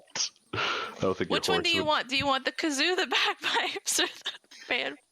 I could use some more practice on the bagpipe. Zalia's like, Kazoo, please. Any requests? The Final Fantasy victory song. Jesus Christ. Yes. Uh, Oh, I love it. so you guys continue a little bit longer along this road for today, but nothing of like any serious note happens along the trip. You don't even really pass too many people, which is a little bit odd for a road that is pretty much the only thing that connects Thom to Talona, but Sarah doesn't seem to make any mention of it. Sarah you doesn't guys notice eventually- the people. Also true, Sarah doesn't actually like see the people as they pass. But you decide to make camp a little ways off the road, basically at the foot of the ridge, as you've made your way a little bit more north. So at least there's one direction which you can be absolutely certain that there's nothing going to jump you in the middle of the night. Hey, I've seen Lord of the Rings. They could always come over Nowhere the ridge. is safe, but there are some places. The ridge is like several hundred feet high, so Oh. that would be Not a hill. Also, difficult. actually, doesn't Nori have that spell now as well? Where I can't remember what it's called, but where it makes like a Oh yes, she does, doesn't she? yeah, She like a should safe have, a safe zone for the night. The tiny hut? Do we have Yeah. a tiny hut? I think she has Liam's tiny hut. Yeah, she What? does. So she can easily take 10 minutes to cast that. Give you guys a nice little tent to pitch up in. You can't fit the horses in there, so that's That's fun. an issue. We can put the horses outside somewhere safe, and I mean we can see outside of the hut if I recall. You can make it entirely see through from the inside. from the inside. So I'm trying to remember back to the days where where I used to cast that as a bard all the time. Hmm. And I will tell Snowdrop to just keep Keep an eyes eye and on the ears others. out, and if anything strange, if he happens to sense anything strange, just to let us know. Let me know. Does Snowdrop like rats? Snowdrop, do you like rats? I think telepathic. Thoughts on rats? You get the impression that no, he's none too keen of rats. He's not too. Conceal. What did I call him He's again? not gonna do Shit. anything. He's a horse. PETA? Yeah, I conceal Peter in my collar. PETA. Describe PETA to me. Yeah, because what does PETA look I- like? Out of character. Love mice. Peter. This is canon now. So Peter is just like a really small rat, really, really small, with a really long tail. But just by looking at him, he constantly looks terrified now. His eyes are always wide and just constantly looking like at He's been whatever's shell moving shocked around. by him. being put into the got fucking bag of holding. PTSD. What But he's happy. type is PETA? Is he a fiend, a celestial, or a fae? Ooh. Forgot that was a thing, actually. Mm. We'll say celestial. Okay, so he's a little angel rat. Yeah. He's a good boy. Can I try and feed PETA? I don't know what. I thought you were going to ask if you can try him on. I was like, wait, what? You want to do they eat? They eat, Yes. right? Yeah, Yes. you can. Failures required to Celestial eat, animals absolutely breathe, and do. I had sleep. to spend a number of monies for Snowdrop. I hold up my hand and he sits like inside the hand, more like a tiny little gerbil than a rat. Oh my goodness. Oh you my can, You can goodness. feed him. I feed him. He just munches away. Very happy to have some food. He's so cute. I'm like properly watching, but Cutie doesn't want to touch him because she might break him because her hands are so big and he's so small. He's. I mean, rats are fairly large rodents compared to others, but in your hands, he comes up to about the But size the of a way mouse. she handles a drum, I don't. Boom, Me. boom. Cutie just gently gets one big finger and just runs it along the back of Don't the do rat. it. Don't. No. Stop thinking. Just say yes. Thinking what? I saw I your don't say face. anything. Okay, good. Good. You think the worst of me. I really do. But I know it'd be funny at the it's all same that time. fast time. He's a very happy rat. He's being fed. He's being pet. He's having a good old time. Cute. Wait, well, Okay, question. Because he's a familiar and not necessarily an animal, if I use speak with animals on PETA, would it work? I think explicitly speak with animal says you could speak with any beast, not animal. Correct? No, because Roman can speak with fishes too, right? But fish are beasts Oh, really? Well, in terms of creature type. yeah, it says you gain the ability to comprehend and verbally communicate with beasts for the duration. Yeah, so in that case, no, he would not be able to speak because he's a celestial, not a beast. Oh, what a boy. Sad. Look at him. Look at this sweetness. Shaman like mice or rats? I don't know. I've never seen him hunting. I know Lady killed mice on the regular and used to drop off rats almost as big as she was at my doorstep. Oh, God. Yeah. I don't know, she used to eat them too, which was fantastic when she would barf them back up. Oh, nice. But him, I don't know. I never had to deal with any of that shit from him. But given he's 2 kilos overweight, I'm willing to guess that yes, he's probably eaten his fair share of mice out there. Yeah, probably. Bless him. Such a chunk. Bless this boy. Do we want to do who's taking what watch? Are we gonna do like 2 and 2? Yeah, we can. That seems safe. First watch, second watch. I'll do first watch. I can take a watch if you like. It's okay, sir. You sleep. Sure? Yeah. Okay. Nah, almost as soon as you say that, his attention's diverted elsewhere.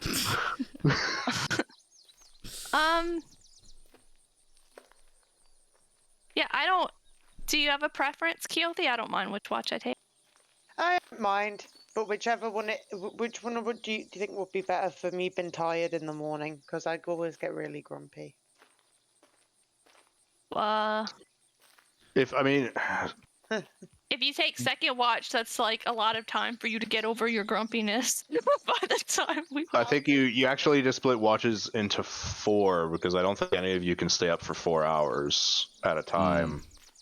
Right? That's fair. Each of you can only take like a 2-hour period of non-exertion. Do you want the? Okay, then you should probably take the first or the last watch then, so you don't get your break in sleep. I'll take the first one. I'll take the second. I'll take third, and Nori can take fourth. There you go. Done. So we can do the watches from inside the hut, right? Yeah, because you can see out. Sweet. So you guys have your rations, set up camp, and take your watches for the night, unless there's anything you want to do before going to bed. Nope. We're kind of at the halfway. I really gotta pee. Yeah, we could take a quick break. Let everybody eat, pee, drink things, refill water bottles, all that wonderful stuff. Sounds good. Enjoy your pee, Corb. All right. Thanks, I will. Back at 30. Sounds good to me. BRB. BRB.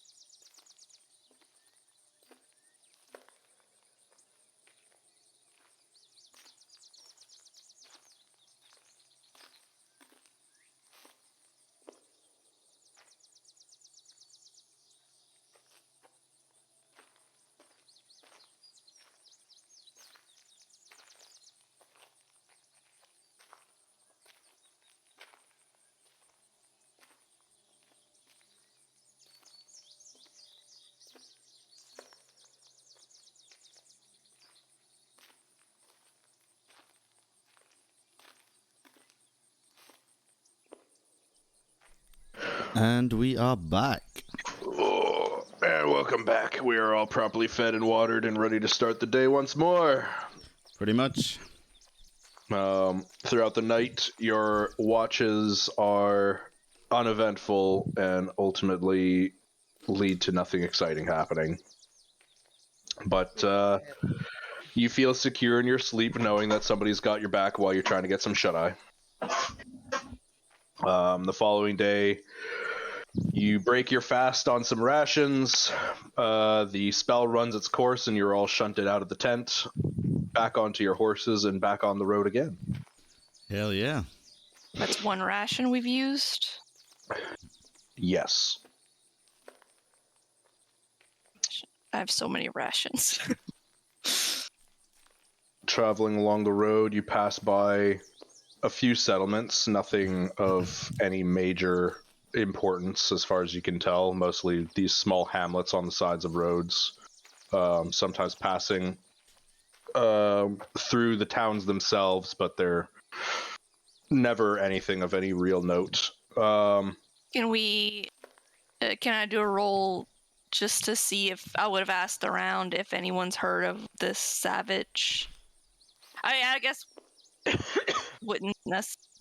I mean, how do you want to go about it, Zilia? Just asking directly if there's like a. I don't Zalia know. would know at least that the monastery itself would be in Vol, so you guys would have long passed it by now. Oh, okay. Okay, it's still in ball. Gotcha. Yeah. Never. It's okay though. I think we kind of came to a consensus that we want to try and get there as quick as we can. On the way back, we can probably stop by. Yeah, for sure.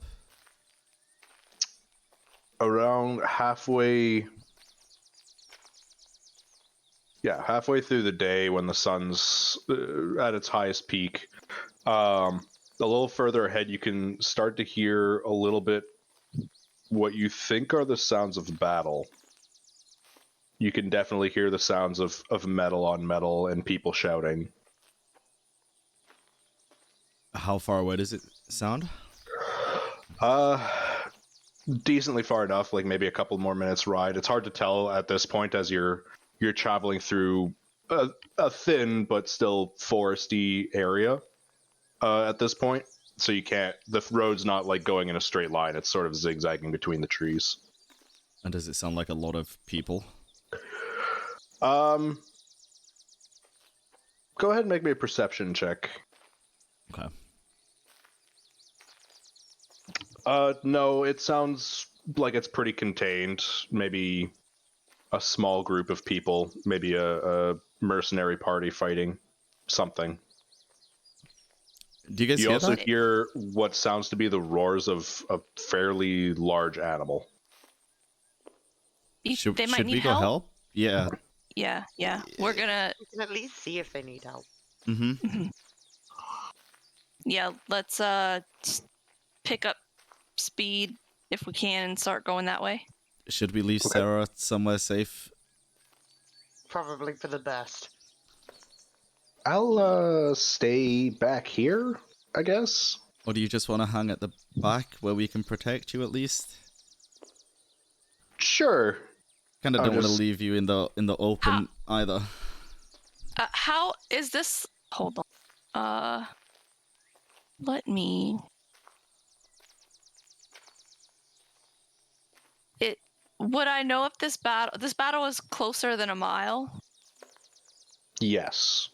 Okay. How about this? I'm going to switch horses with Sarah. I'll leave Snowdrop with Sarah, and if something happens, I'll tell Snowdrop that if something happens, A ride like the wind. Hi ho, silver away. to signal me and to protect or to keep Sarah safe while we go check it out. That way, he's not in. Okay. We'll Yep. leave him Snowdrop. behind. Snowdrop agrees to that and says he'll do his Thank you, best to keep Snowdrop. Sarah safe. You're the best. Meanwhile, boy. you all gallop ahead, and as you close the distance, you can see around the bend a little bit now, what appears to be a group of maybe 4 or 5 fighters, fighting it out with these small little blue, you would say men, but they're considerably uglier than anything that you've ever seen so far. Each of them has hair that doesn't actually like ever meet at the top. It seems to be like almost as if they're born with like a balding pate followed by like an actual like halo of hair that you'd expect to see on like a middle-aged man. It's a bunch They're of Papa Smurfs. kinda, yeah, except really ugly Papa Smurfs. As their faces are like really squat, their noses are really wide, their eyes are like bloodshot and sort of red, like even just the irises are red, and they all just look real fucking angry. I mean, obviously they're in battle, so that's, you know, normal, but it seems like their faces are squashed in such a way that they just look like these irritable little creatures. Do they look dangerous? They're all carrying weapons of sorts. Would any of us recognize what this creature is? Go ahead and make me a history check. All of us? Yeah, all of you that are currently seeing it. Oh, Thank God. Xylia, as somebody who you think you might be native to the area, you recognize these as the Exvart. They are Exvart. Exvart.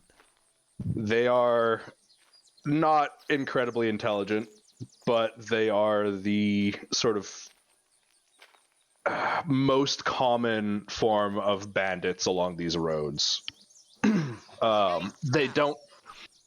They're not exactly washed.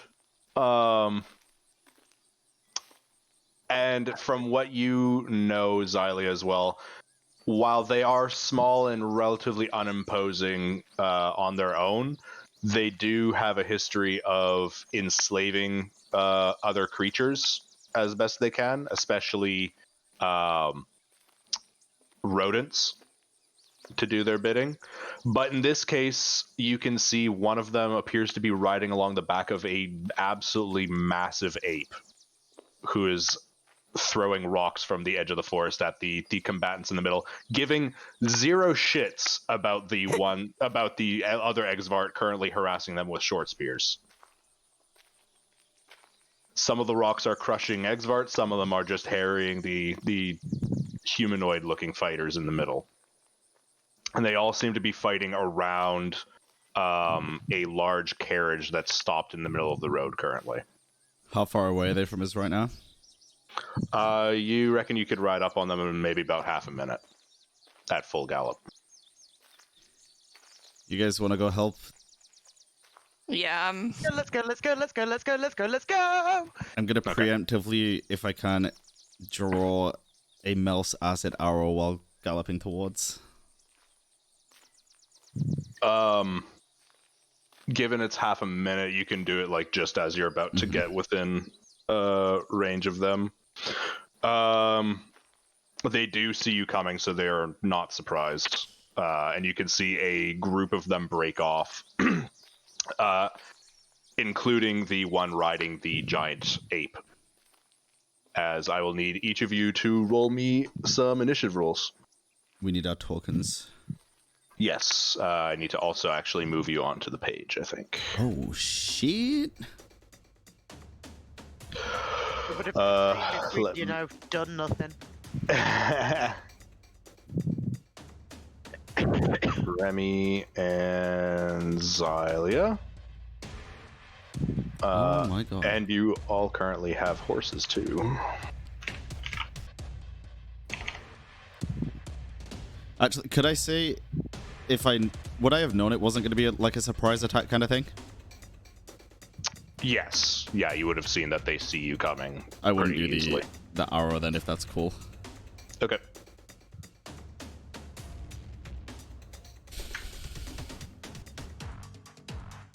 I like this battle music.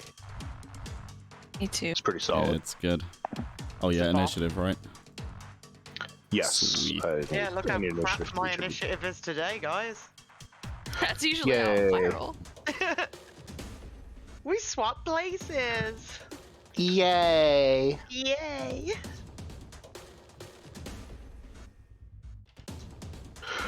And I need to give each of you the ability to actually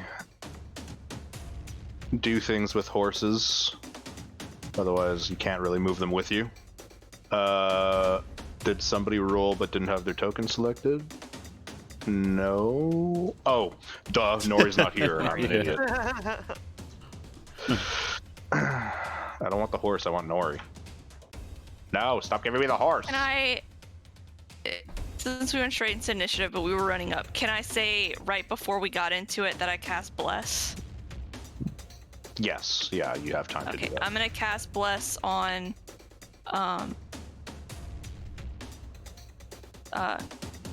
I can do Yourself and 2 others, or everybody else but yourself. I'll cast it at 2nd level and get all 4 of us. There you go. That also works. I forget that you have 2nd level spells now. So what is that? 1d4 to saves? A D4 on Saves and attack rolls. and saving throws. Sweet. And I also need to roll initiative for the little buggers too. There we go. And you. Check. And you.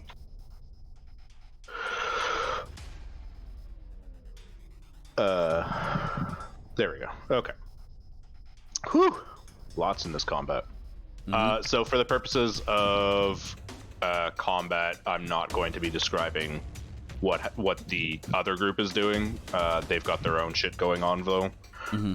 They are over here fighting a bunch of other Exart, as far as you can tell.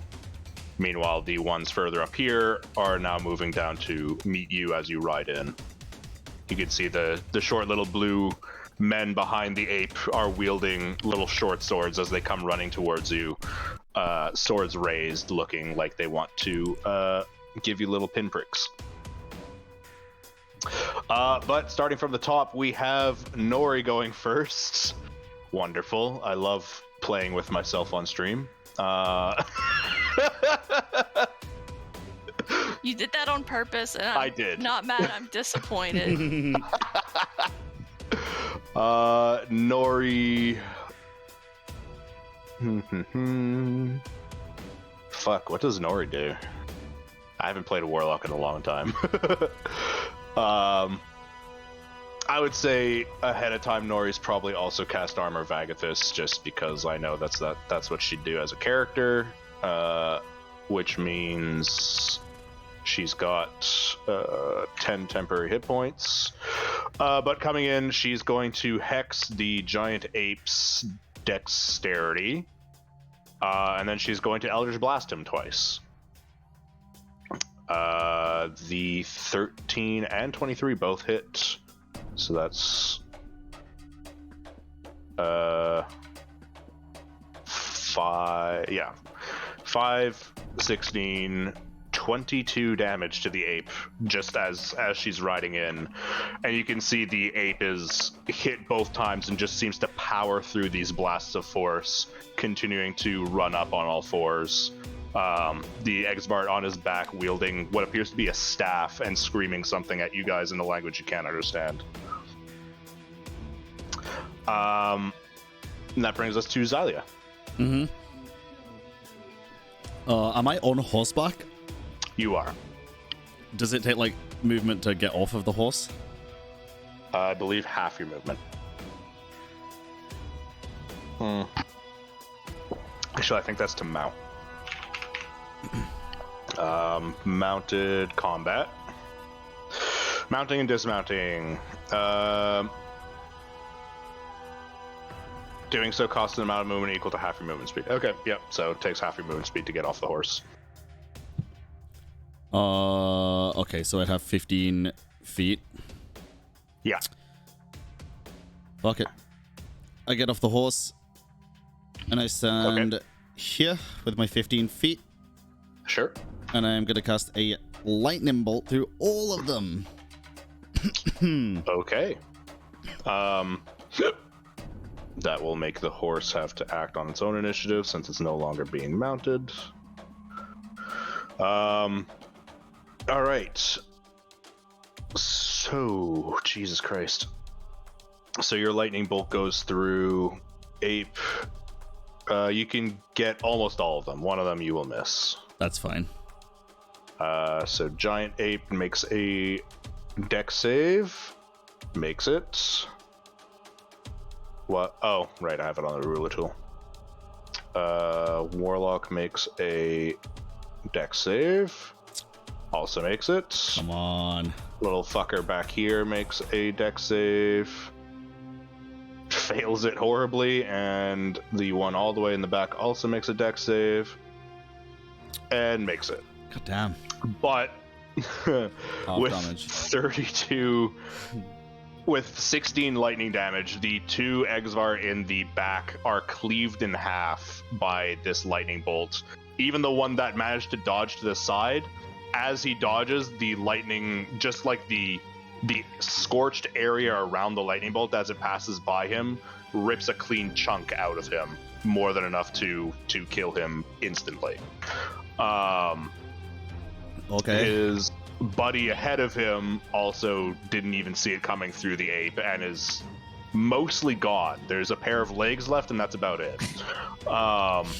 The ape, however, manages to dodge to the side, allowing the Exvart on top of him to also be mostly out of the way, but still take an absolute crap ton of damage. As you can see, a lot of his body is just blackened by that. Sweet. Anything else, Xylia? No, I'm good. All right. Remy. What's the horse's movement? 60 feet. All right. I'm going to try and do a run and swipe as I'm running on the ape. Okay. So I'm gonna, like, as we're kind of going, I'm gonna try and swing. Okay. With the long sword. Swing for me. A 12 will hit for with the radiant damage. Did you cast Divine Blessing as well? No, sorry, I don't know why that's checked. It would just be 5. Sorry. Okay, no problem. I might have not unchecked it from the last time. Makes sense. So your sword bites in to the ape's forearm as it lifts it up to block your sword, but its skin is incredibly thick, and you're fairly positive that didn't do a whole lot in the grand scheme For of my things. second attack. 20 will also hit for another 11 damage. You strike again, this time stabbing into it, and your sword goes in and then back out again with a small squelching noise. Can I divine smite it? Yes.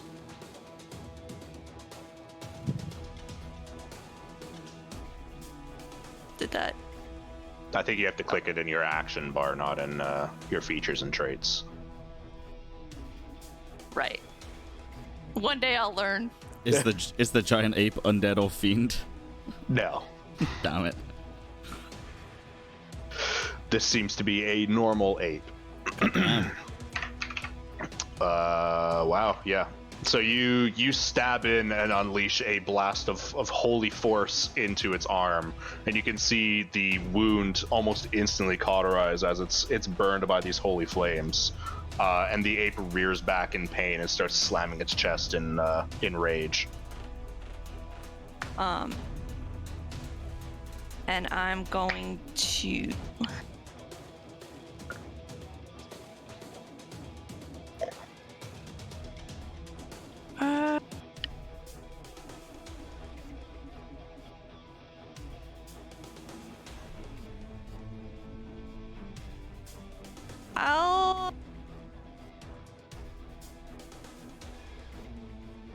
I'll stay where I'm at. Okay. That brings us to the giant ape, who, having been slashed and stabbed, is no friend of yours, and will make 2 fist attacks at you, Remy, as it tries to punch you in the face. With a 12 to hit, which I'm assuming does not, and a 23 to hit. Nope. Sorry, yes. I was about to say, wow, really? So for 25 bludgeoning damage, as it misses with one fist, it completely covers your field of vision, and another fist comes and just decks you in the face, a fist the size of a boulder. And you will feel your head ringing for the next couple days, probably after that one. Was quite a. Now. You need to make me. Yeah, that was exclusively on you, but you will need to make me a concentration check on Blitz. Red. Or D10. Wait, what? How do I roll for that? Or Constitution saving throw. a Constitution save.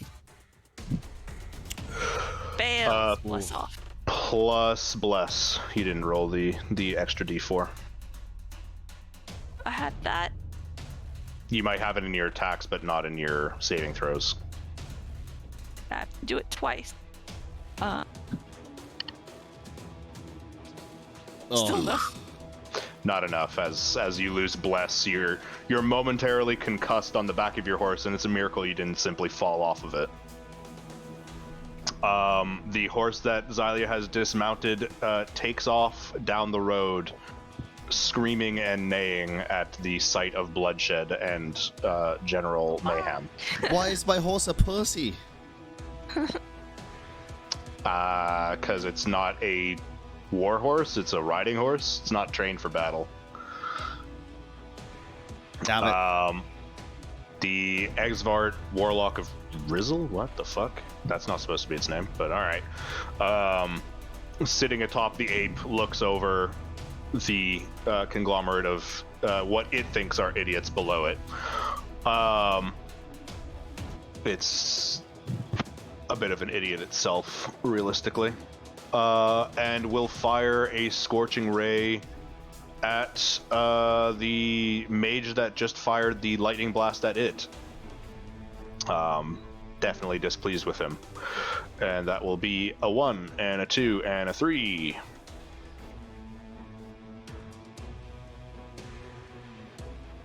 For a 10, a 14, and an 18 to hit. Xylia.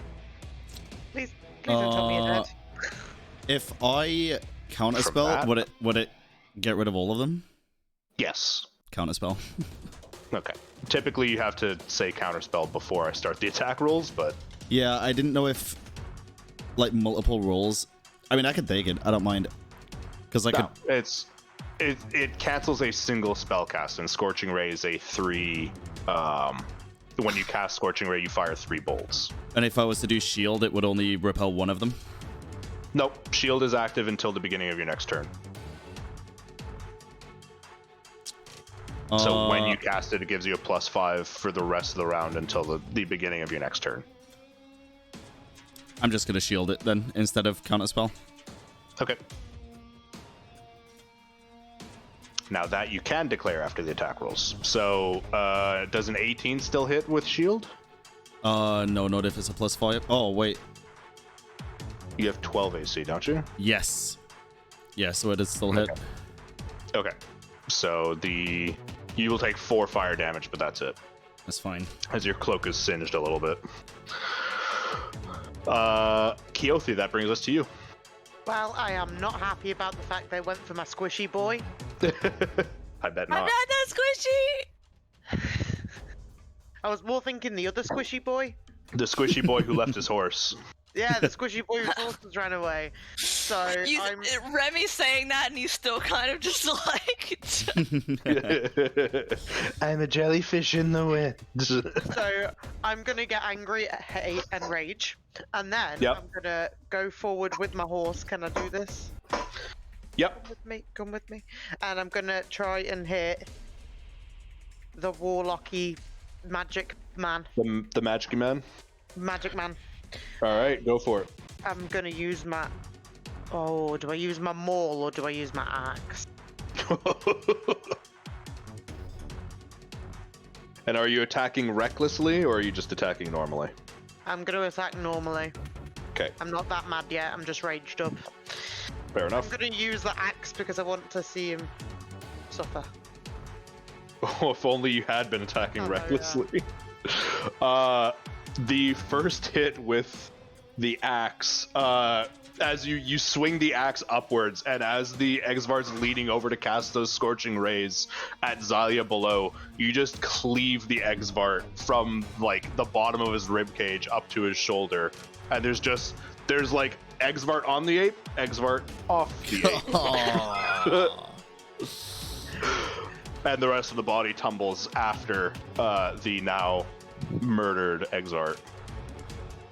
So for my second attack, does that mean I can go down on the ape because he would have been Please wearing never his- say You that want to ever go again. down on the ape? Jesus Christ. Right, you guys need to get your Man, the mind pandemic out of is doing some bad shit to They're suffering to from bed. No Nut November. Fuck They though. really are, aren't they? Jesus Christ. They can't handle it anymore. Fucking damn it. Anyways, yes, you can attack the ape as your second attack. 18 to hit. Pretty solid hit as you cleave the ape as well, dealing some pretty significant damage. You can see a moderately large gash along its shoulder as you bring the axe back down where the Exvart had been perched. And it roars and whirls, kind of trying to decide which amongst you two to attack next. Anything else, Keothi? Move Nope. closer to me. Oh, do you want me to protect? Well, I have a thing. The thing! Let's go! Just because I feel like everybody would know this, because Remy would tell them. Mhm. I have a thing now. Starting at 6th level, whenever you or a friendly creature within 10 feet of you must make a saving throw, the creature gains a bonus to the saving throw equal to my charisma modifier. You must be conscious to grant this bonus. So just being near me, you get protected. Yeah. Which leads us to the only remaining Exvart's turn, who's going to waddle his way up to you, Remy, who's the only person who he can actually get to. And he's going to try and shove you off the horse, actually. So he will make a strength check on which he has advantage to try and shove.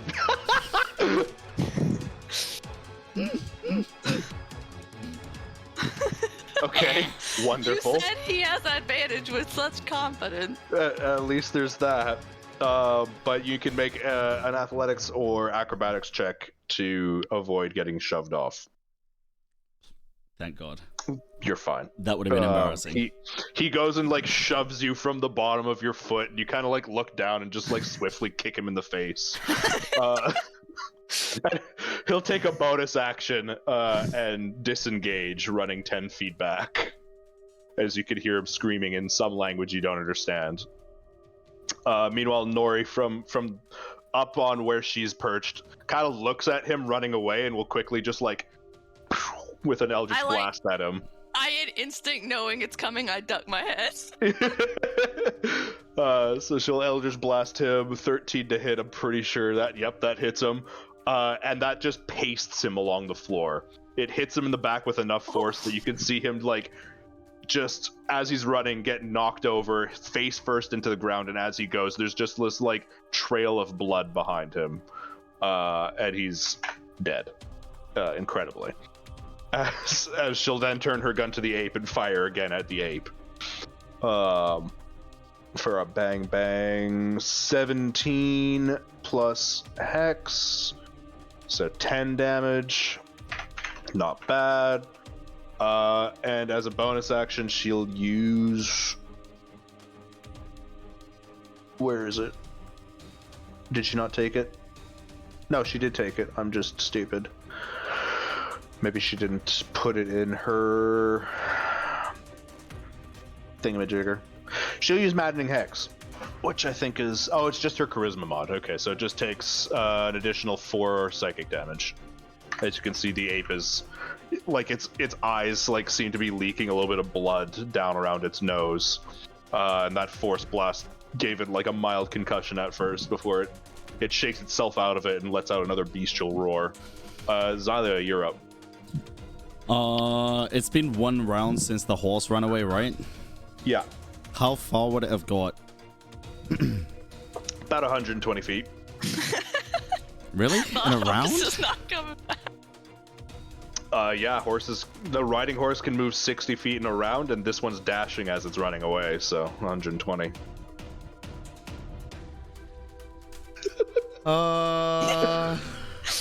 You walking, bro?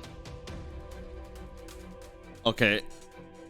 In that case, I'm just gonna move behind the rock. Oh, Jesus. But to where I can still see.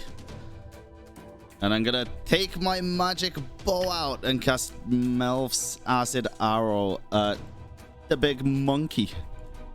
Okay. I'm gonna do it at level 3 as well. Ooh, fancy. So you create a magical bow and fire a bolt of acid at the monkey. A 10 will not hit, unfortunately. So it will only take half damage. I believe. Yes, and... Yeah, no damage at the end of the next turn. God damn. Yeah. Okay.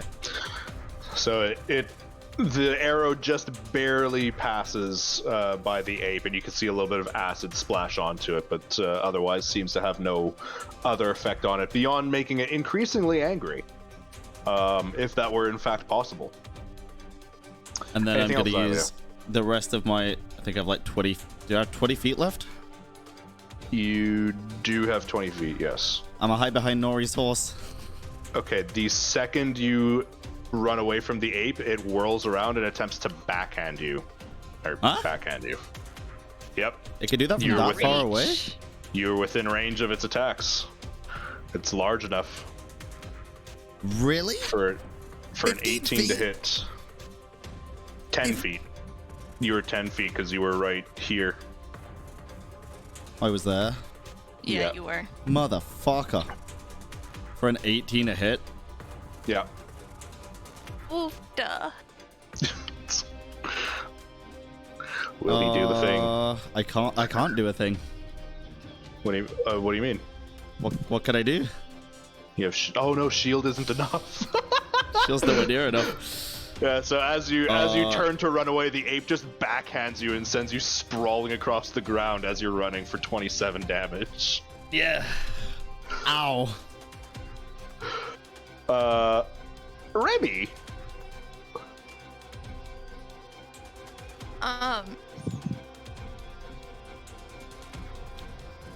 Yikes. Nori, he could use your help, and I'm gonna like swing at this thing because I can't get to him. Righto. Uh.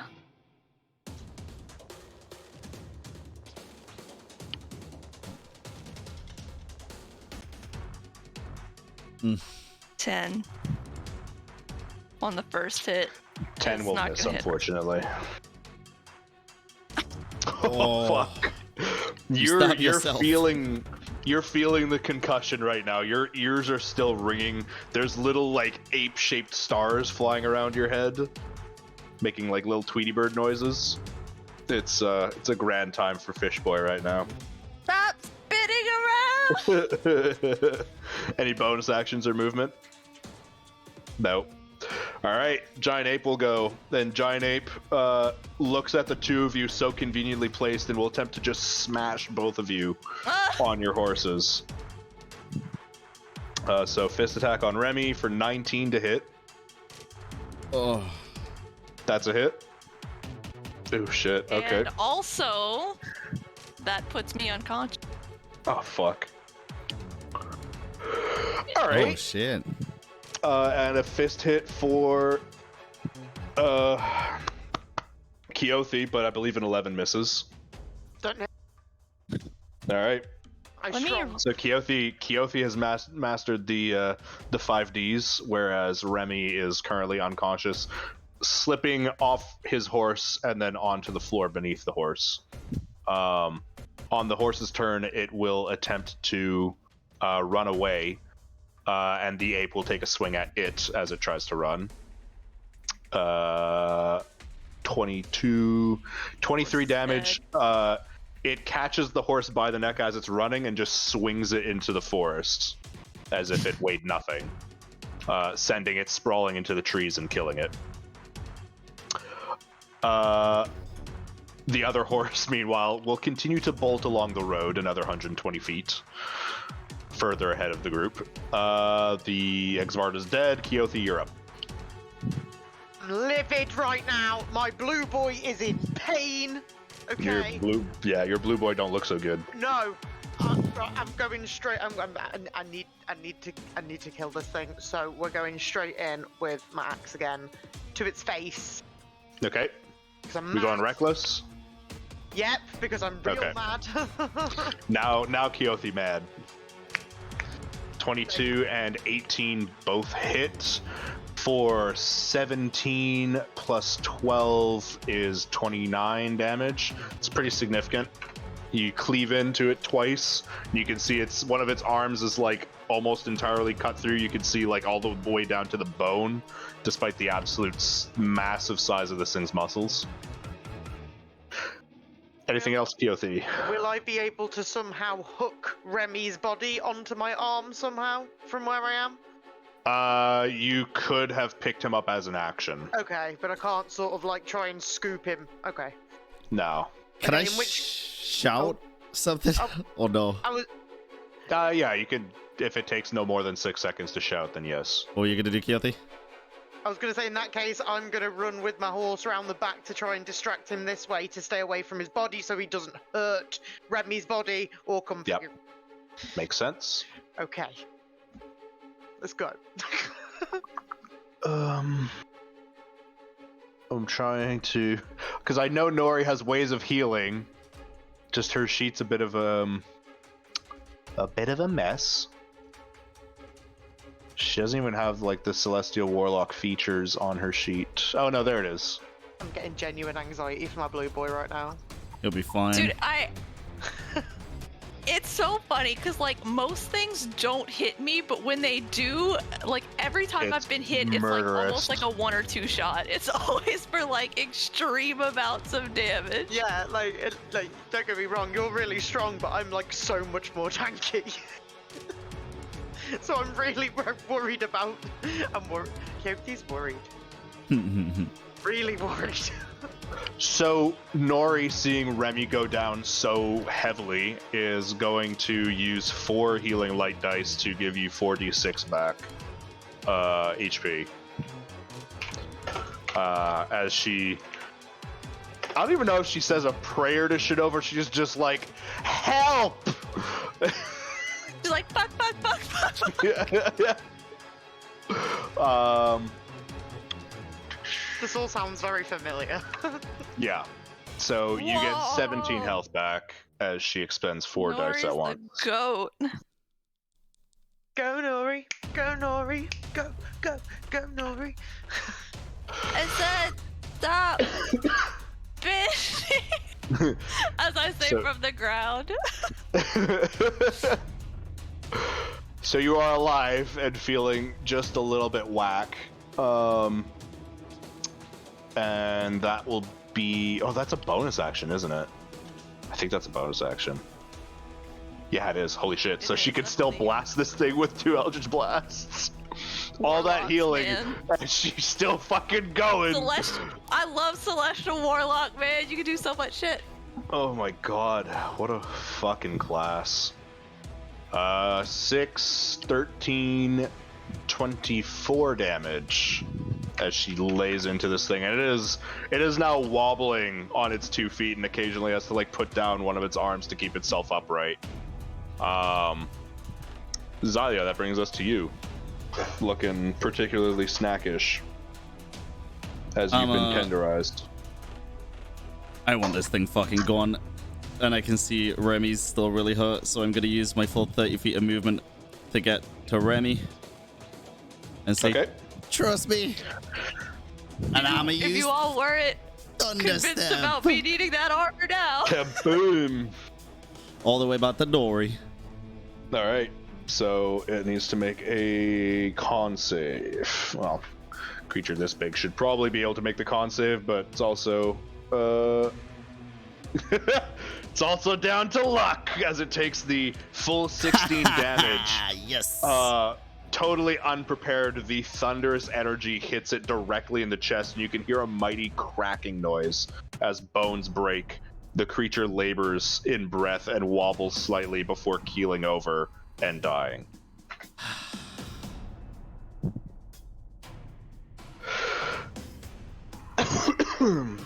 So he just And- lays down. Seeing the giant ape die, the few Exvarts still alive fighting the other group currently, all begin retreating back into the forest as fast as they can. They get cut down almost as soon as they start running, but some of them do manage to make it back into the forest. Are any of the people in that party, are any of them like very injured or?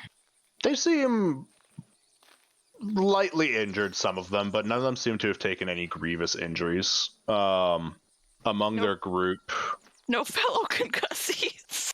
no fellow concussies. None of them took a rock to the face. One of them looks like he's sort of walking a bit gingerly on one foot, where he might have like gotten his ankle clipped or something, but mostly unhurt. Where in God's name did I write the things? Here it is. Davey. Yes, exactly. Among them, you can see there are. Did I really not? I didn't write his fucking. Okay, great.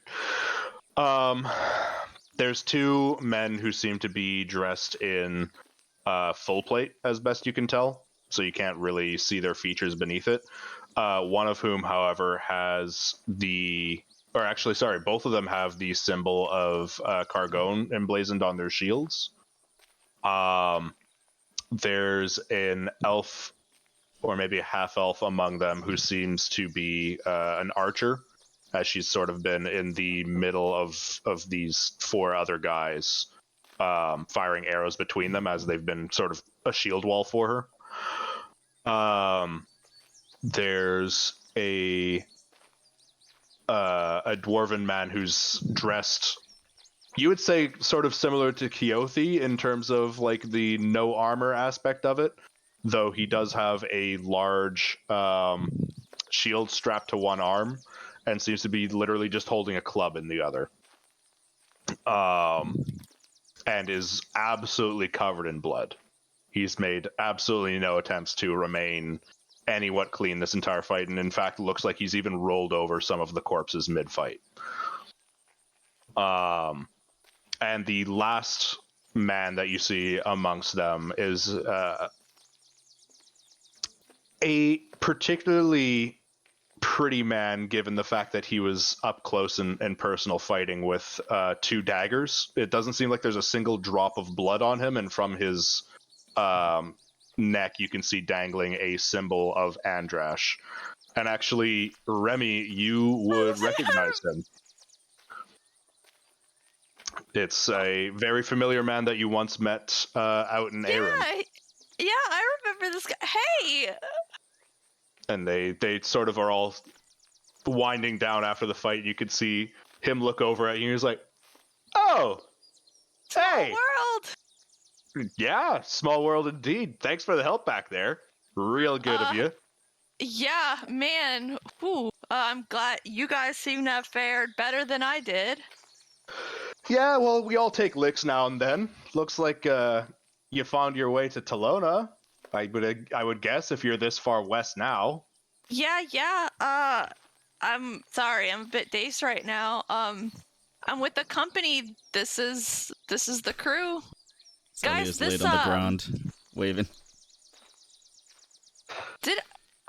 I didn't catch his name the first time. You did. Right? His name is Vincenzo. Vincenzo. Guys, this is it. Vinny, Vincent?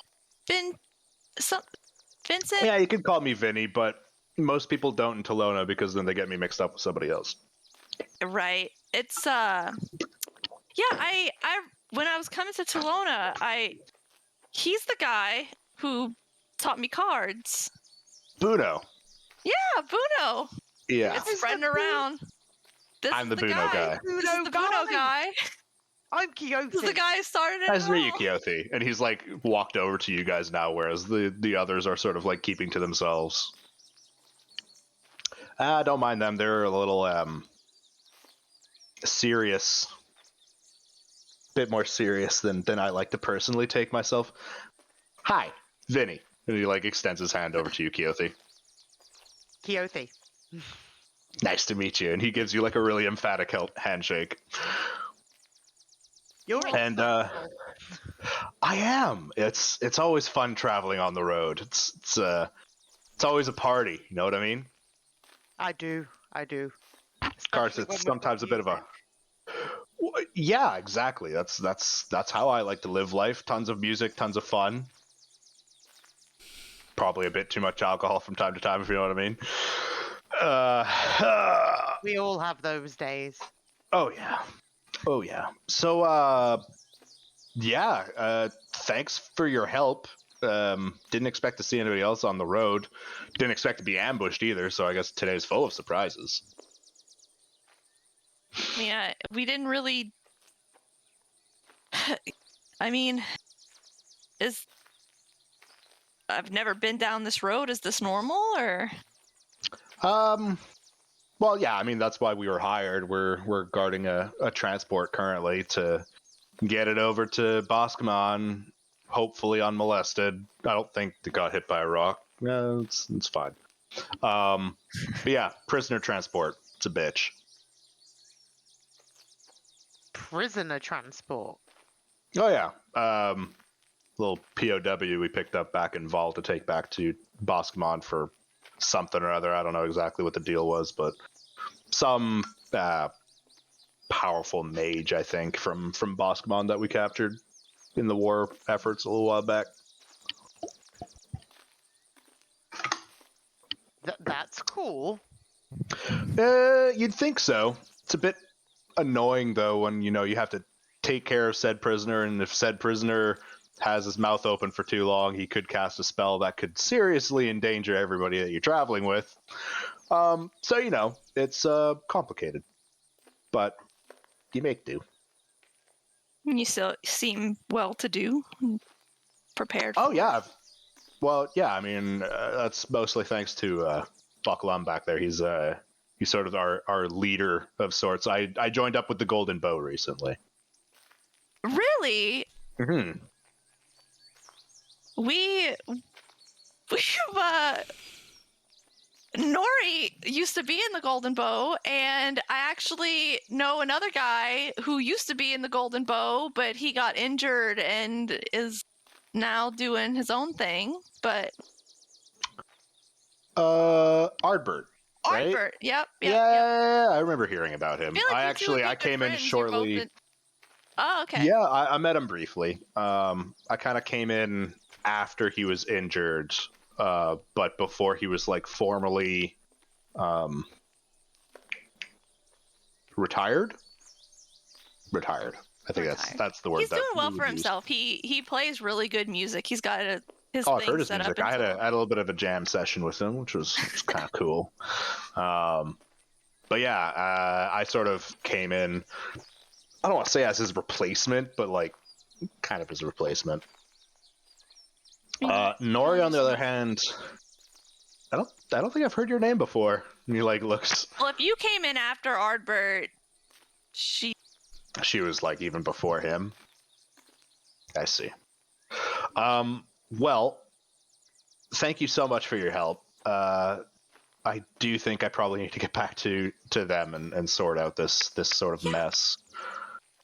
sounds good. Really quick though, and Mhm. I'm gonna kind of get him to like huddle in for a second. Yeah. If I remember, Andrash, right? Yeah. Have you Any heard anything? sort of- Because I'm asking out of character. The place that The monastery? was Andrash and Savage, right? Yeah.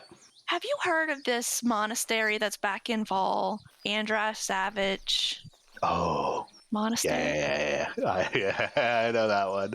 That's you're talking about the Drunken Monks. Yeah, It's a good time there. It's Is a it? fun ass time. Oh man, If you want to get wasted, that Oh, is I want to get such a fun wasted. place. We were having trouble kind of finding it. Do you have can you pinpoint it on a map or?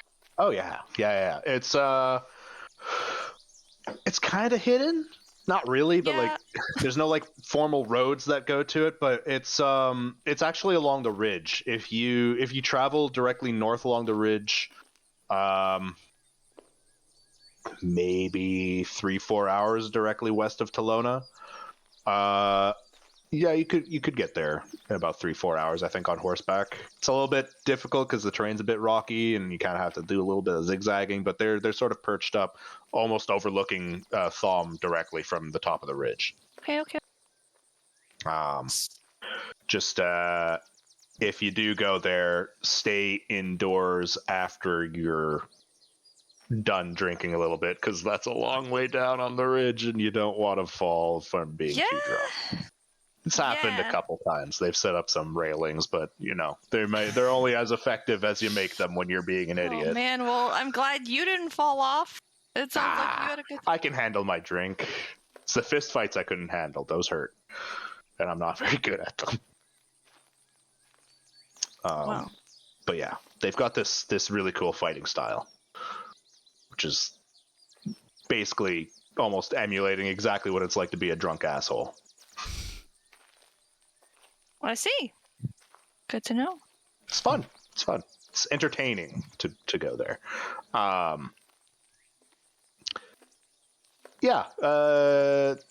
If you do go there, tell them I said hey, and I'll probably be back there sometime soon, I'm sure.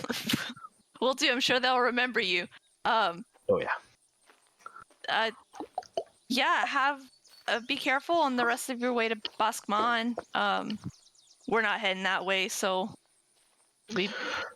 Yeah, I mean, careful. I'm part of the Golden Bow, and we're traveling with the frickin' legend Captain Tegan himself. and Captain who now? Captain Tegan. He's not heard of him? No. Watch Captain Tegan. No. Maybe I look at Nori. Yeah, Nori can make me a history check, I suppose. You can all make me a history check if you want, with Sure. disadvantage if you're not from Vol. Wait. So would my Which I don't think any of you are.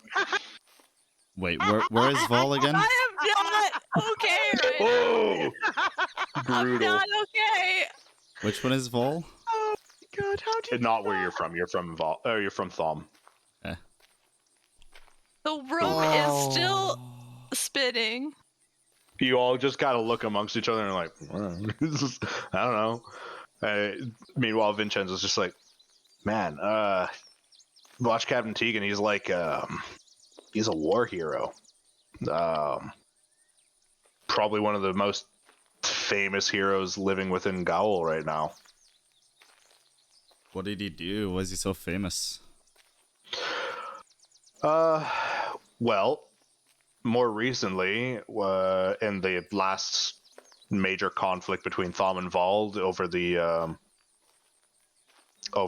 rights to the silver mines, he pretty much single-handedly broke through the lines of the Thomian militia, specifically the conclave lines. Which, if you ever fought an elf in melee combat, it's not that easy.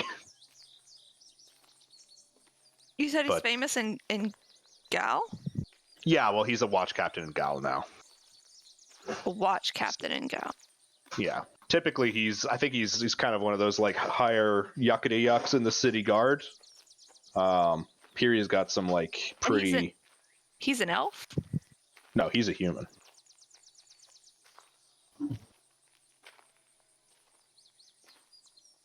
But yeah, I hear he's got some pretty close tie-ins with that new bishop dude.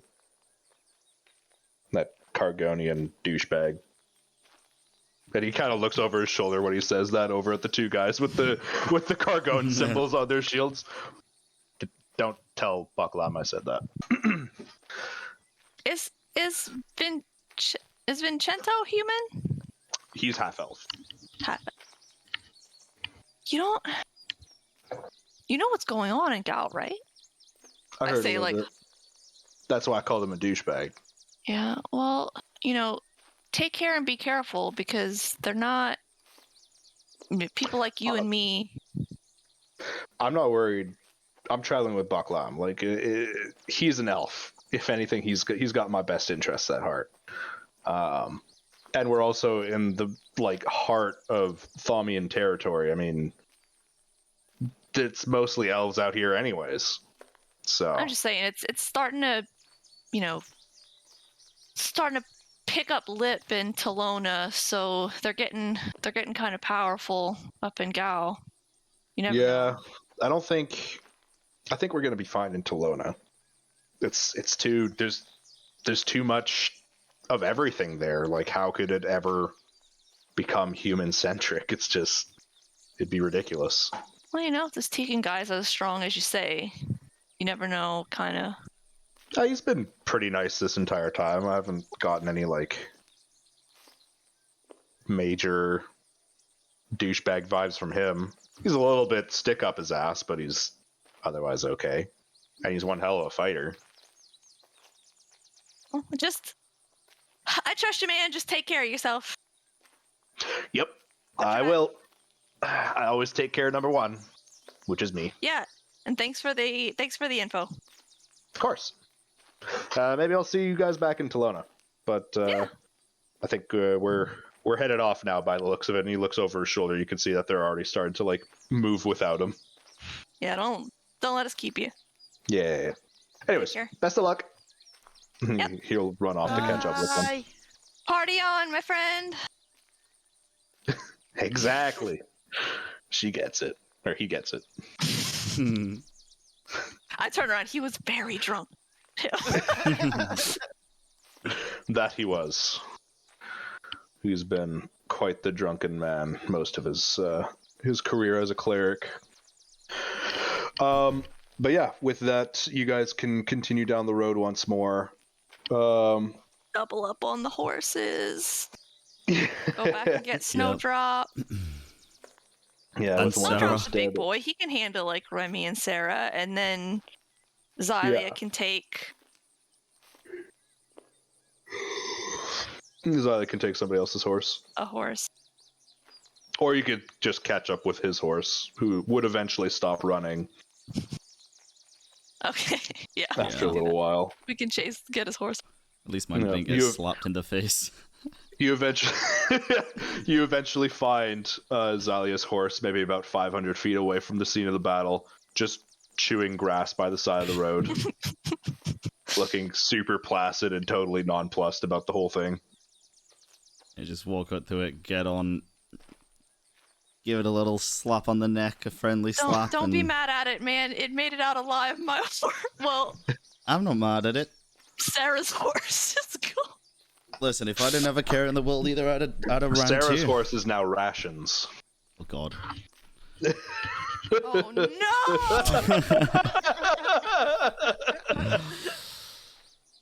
Oh.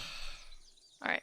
I'm gonna, I will tell Snowdrop to just kind of take the reins on itself, and I'm just gonna, I'm gonna lay on hands myself. Okay.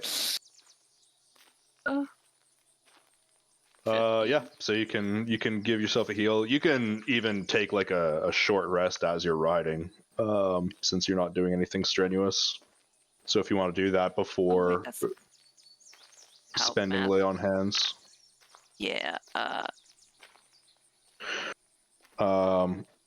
And Xylia, since they're going to take a short rest anyways, Nori will hit you with a Cure Wounds cast Hell at level yeah. 3 for a 11. sweet 16. Oh, 16. And you can also, yeah. You can also roll some hit dice if you like.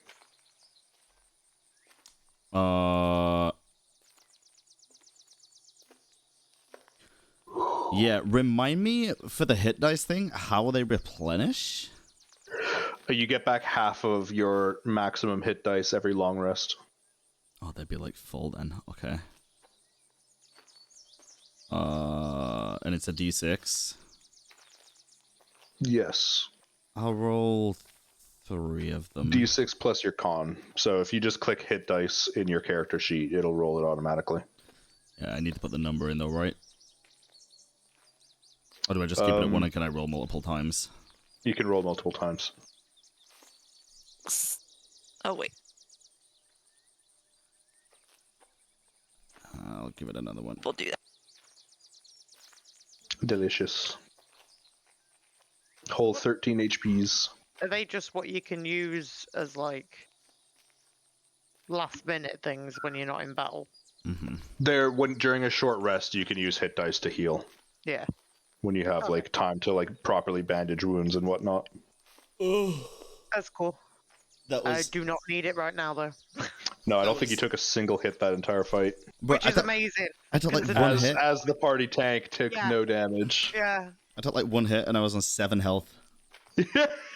you took the backhand of God to the Such a face. squishy fuck.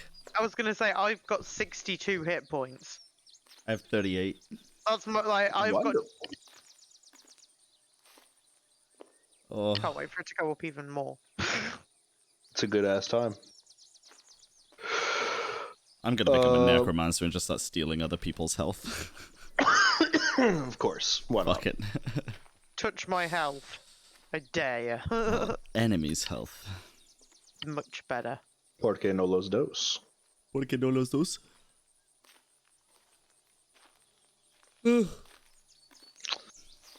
But you guys continue down the road for another maybe half day or so before finally breaking for camp. And you can see to the north of you a large sort of canyon-like structure slowly making its way down into a larger valley, and then another rocky face coming up even further beyond that, which only Xylia, I think, would recognize as the city of Boscman. From this distance, it's very hard to make out, but you can see small little structures built into the cliff face itself, as well as things moving between both rock faces along lines that you are just barely perceptible from way back here. And to the south of you can see the beginnings of the Blood Swamp, as well as the Lorani jungle. The fucking blood swamp? Yeah. Which is a massive Everglade. Jesus, okay. Where there's no, like, well-made road. The grass, as you continue going west, starts to become more and more squishy and wet. And horse footprints, like, actually sink into the ground, leave these, like, wet, sucking mud prints behind. So sticking to the road is typically best. Nice. Love that. Yep. Love that. But you eventually make your way off the road to set up camp for the night, making a quick fire and getting ready to hit the hay for the night. Keothi, I think you have the highest passive perception, correct? I guess. I don't know. 14. Yeah, I think so. Definitely Think that's higher the than mine. highest. Let me check something real quick. Ooh, there it is. That's what I'm looking for. Oh yeah, that's not great. But all right.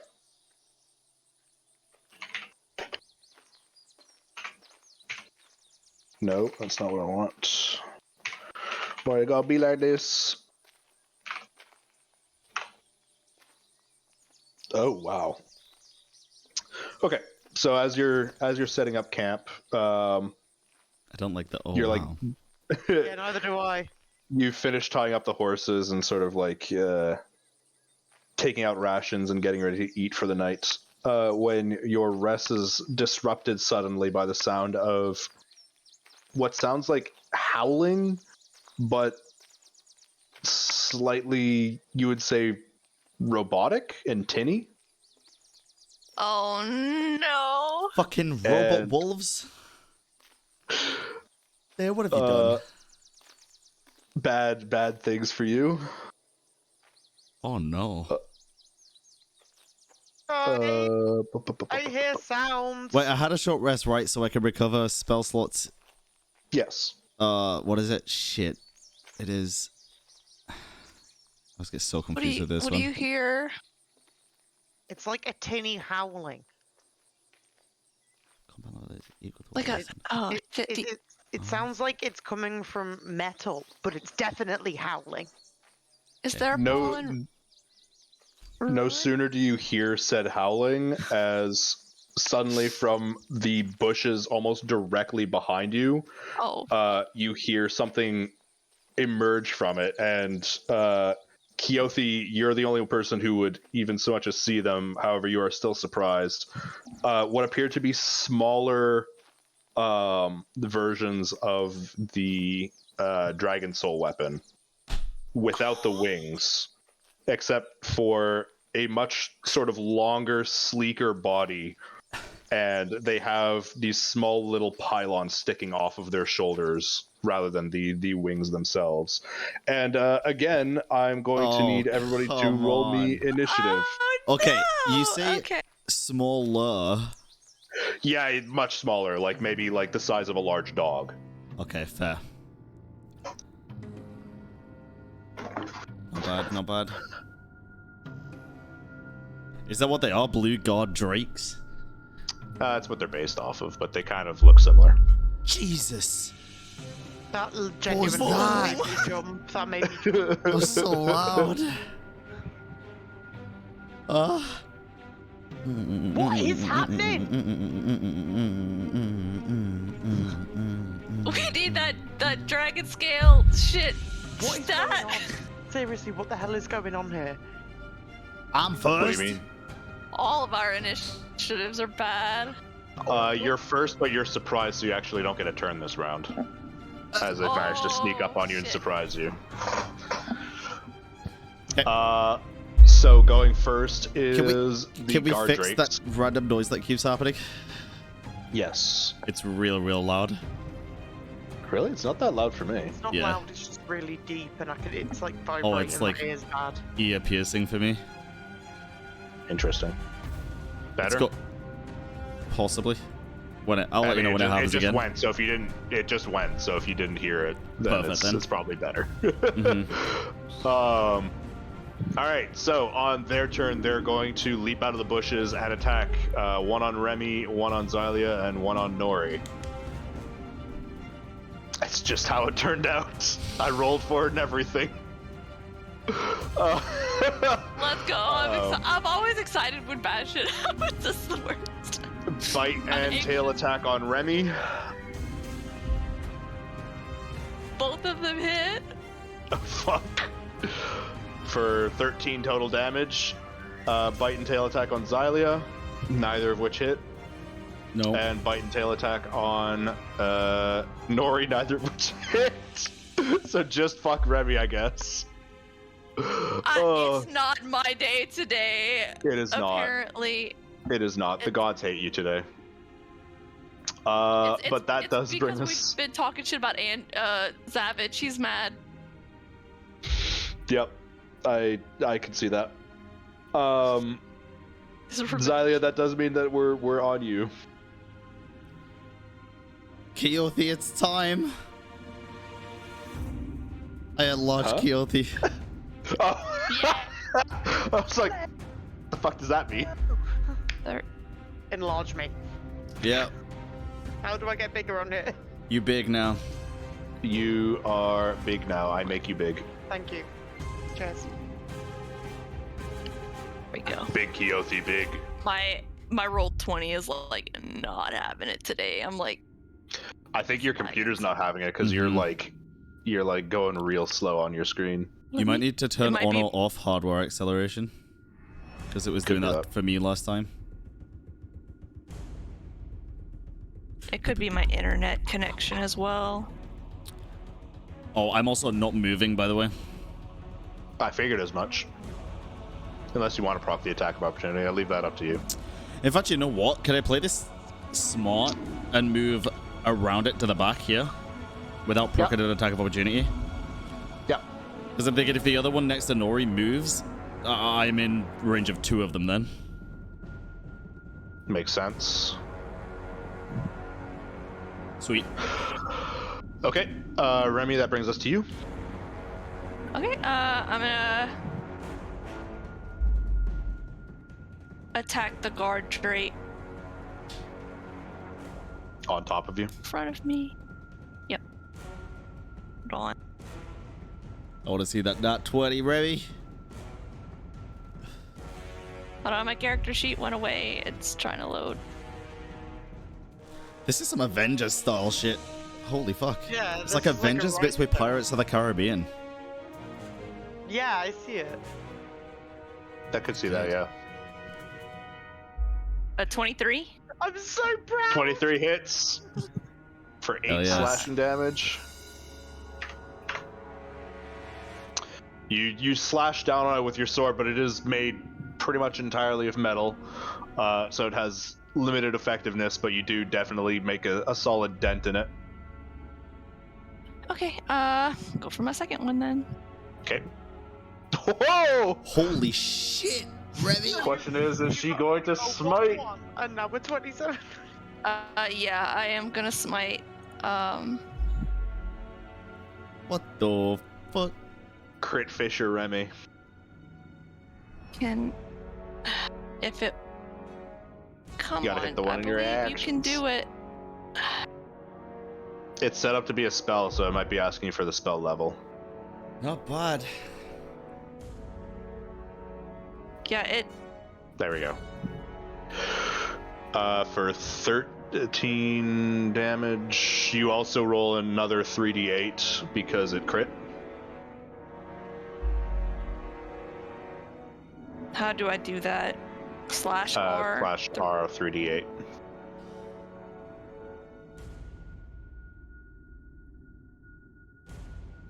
Come on, do a 24. Give her a 24. Not quite. Not bad all in all, though. 22 plus 12, 34 fucking damage. What did you say you had to turn off, Fran? 33. Hardware acceleration. I had to turn it off or on. On 33, what? where do you see? How's a 33? It's Isn't 12 it- plus 12 plus 9. 10. Huh? The higher level cast, you're missing the 1 above. Oh, I thought that was the level. No. Oh, true. Okay. I did it in Chrome settings or browser settings. But you dent the top of this thing's head, and then you quickly flip your sword to be in a stabbing position and stab down onto it, releasing holy fire into it. It just, you can see blinding light coming out between the seams of this thing's like metal chassis.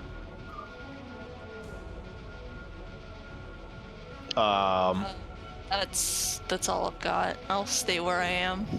Okay. On their turn, the one that you just stabbed is going to take a left hop, and then those 2 pillars on the back of its shoulders come down into a more like focused point in front of it, and you can see small little static shocks of electricity passing between it before it fires a beam of lightning between you and Keothi. Holy shit. Both of you will need to make me a dex saving throw.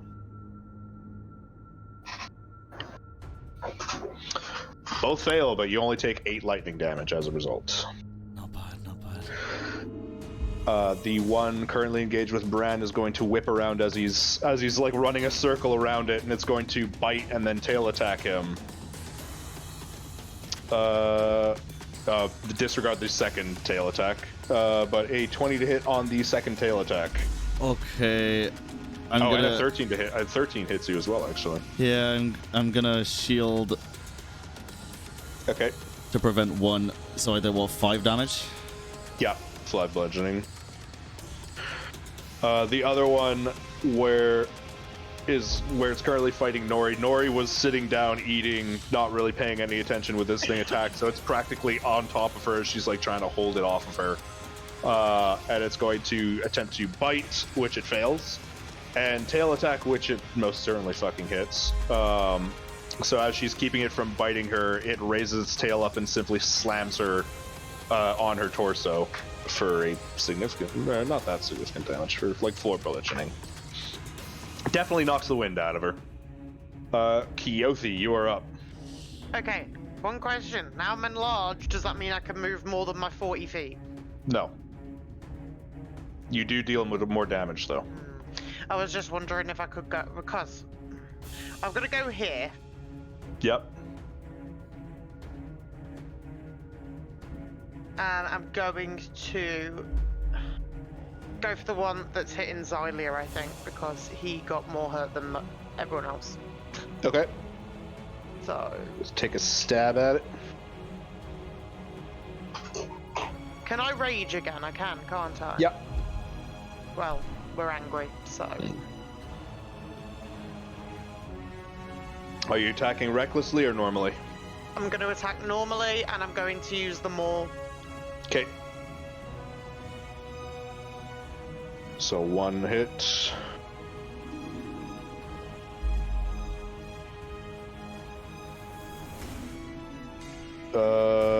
Only 1, unfortunately. The second one does not hit. So for 11 damage, you bring this maul down on top of it, and you can see a fairly large dent in its back.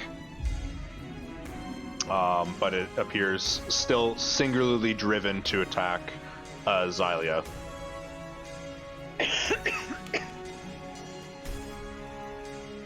Anything else, Keothi? How? Yeah, I'm gonna pick up Nori and put her on my shoulders. Okay. You could sort of do that. Well, you're I'm really big, so I'm guessing it's not gonna take much. No, but Nori can't exactly ride you like a horse or anything like that. It's like she'd have to piggyback on you. Couldn't she sit on me, like, on my shoulders? Like... You're not that big. You're not big enough to provide a seat on your shoulders. Aww. I don't want her in the way.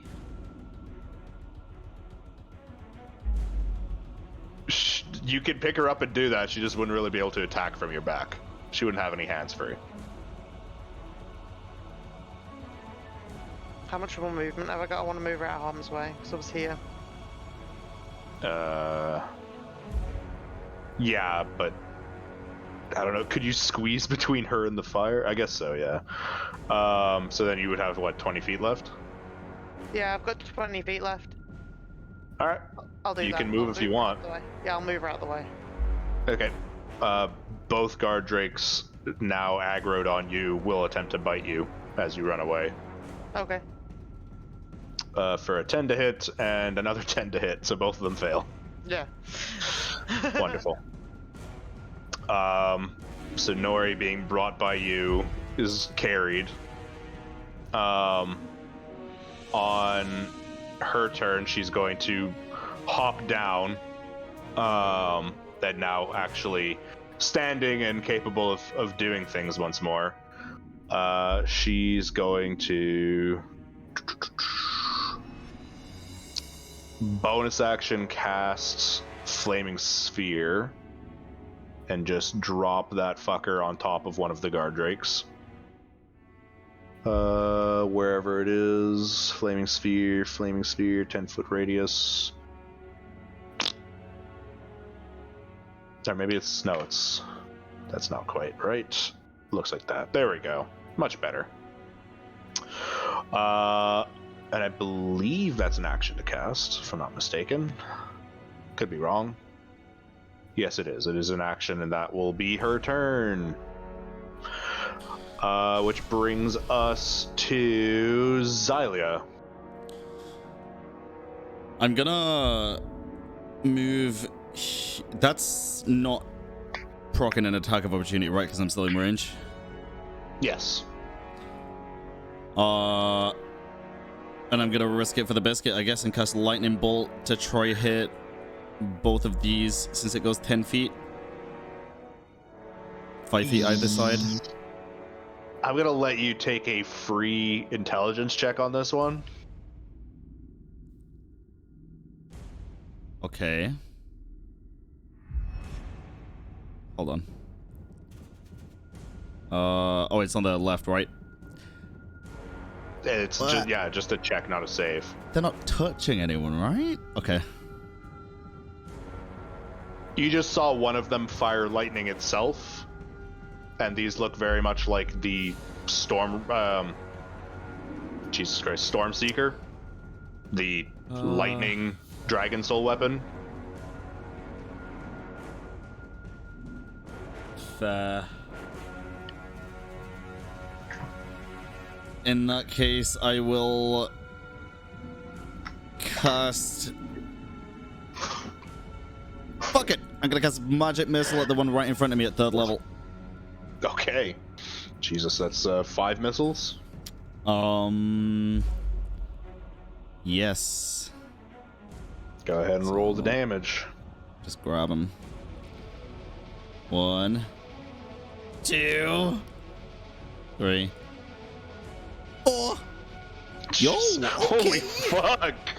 Not bad. Not bad. 18 damage. As each missile slams home into it. It attempts to run at you and bite you, takes a missile to the face, jumps up again, another missile, another missile, another missile. It just for a moment its face is buried in the dirt, and it slowly brings itself back up looking at you, and you could just see, while this thing is mechanical, it is very capable of feeling rage, and all that rage is directed at you now. Of course it is. Fuck. Yeah, there's not much else I can do. Do I know how Nori's spell works? Would I take damage if I was in it? If you end your turn within 5 feet of it, yes, you will. I'm gonna stay right where the fuck I am then. Okay. That brings us to you, Remy. Excuse me. Okay, seeing Xylia kind of hanging in there by himself, I'm going to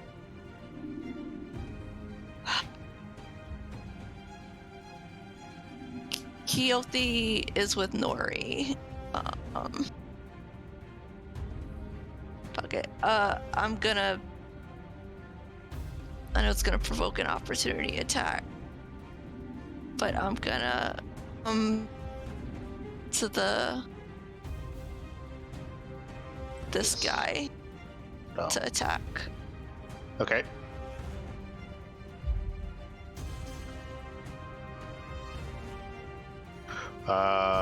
He will bite for a 9 to hit.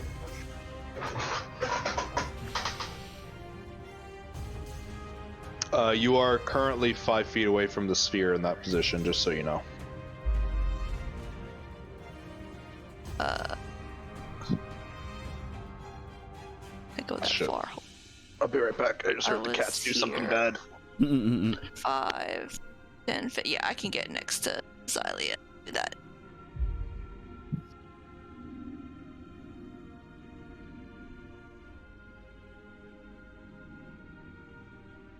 So I'm not by the sphere. Trying to see if there's anything else I can do, but does not.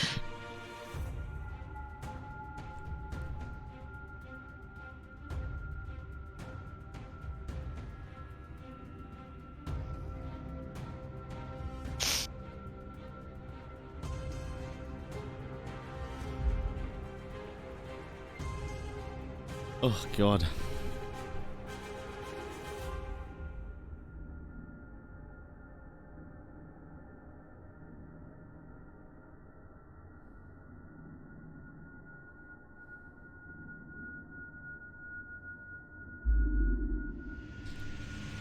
Welcome back. Welcome back.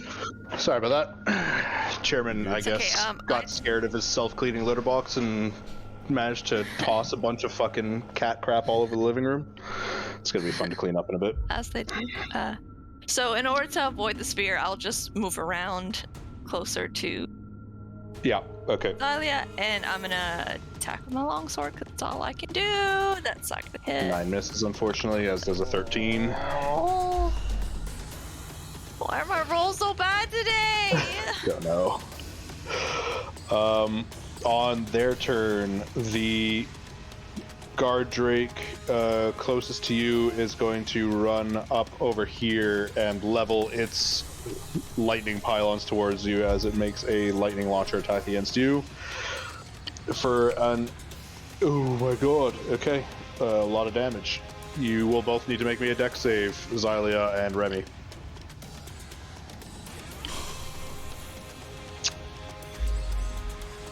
Oh, we don't have bless, do we? Or do You we? don't, but you still make the save. Okay. I don't. So, Xylia, you take 9 damage. Remy, you take a full 18. I'm telling you, roll 20 is not fair. It's being rude, is what it is. It's This Drake over here is going to run up and attempt to bite Xylia, and then tail attack Remy for a 17 to hit on Remy. that misses. Okay. Last guard Drake is going to run up to Keothi and bite and tail attack. For a 15 and a 21, Keothi. Yeah. I think both of those hit. Yeah. So that's my AC is 4. 15, so does the 15 still hit? Makes it, breaks it. Yeah.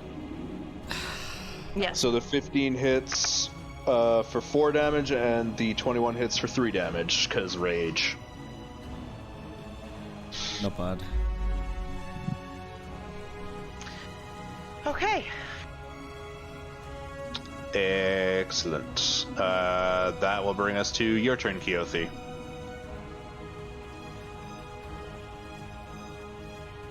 I don't want to leave Nori on her own with that one, so I'm going to stay where I am, but I'm going to use my hand axes, of which I have 5 left. I'm going to throw one at the Drake that's closest to me that's fighting Remy. Okay, keep in mind that when using a ranged weapon, if you have an enemy within 5 feet of you, you have disadvantage on attacks with it. Okay. In that case, it makes sense just to stay where I am and kill this one, I think. I don't know. Are you guys okay over there? Can you hold out? Hopefully. Yeah, he says, but he's looking pretty worse for wear.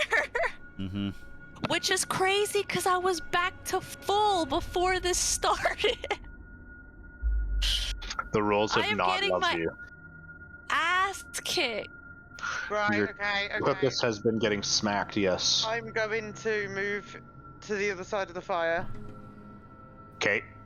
You will take a bite attack from the one you're leaving for another 2 damage. Yep. That's 20, okay. So I'm going to use my great axe on the one right in front of us. Okay. Normally attacking. No, I'll reckless attack. Okay. 23 hits for 10 damage. It is looking bad, but not destroyed yet, as you Right. cleave into it and there's sparks that come out. We go again. Alright. 19 will also hit for another 8 damage. Again, it is looking bad, but not down. I don't have any bonus actions or anything I can do I? Really? I don't believe so. No. Unfortunately. I can't just jump at it and hope for the best then. No. It's not Baldur's Gate 3. Okay, then I'm gonna have to move back though, because I'm not letting Nori get hit us again. Okay. Meaning Okay. that one will take an attack at you as you walk away from it. It's fine. Missing entirely anyways. Yeah. Would it? I mean, it missed anyway, but because it had taken its opportunity attack on me, it's would it not acted have since then. Oh, Because it's run up to you, so it's had a turn. okay. Nori, as her bonus action, will slam the flaming sphere against the guard drake down here, forcing it to make a dex save, which it fails and takes the full 12 fire damage. And as Nori will run up this way and fire 2 Eldritch Blasts at it as she's running. Bam and bam. Holy fuck, Nori. She is fucking popping off. Can Nori she's not even share some here. of her? Oh, Jesus. And that will bring us to you, Xylia. Okay, which one is looking more beat up? They're both very similarly beat up, the two ones next to you.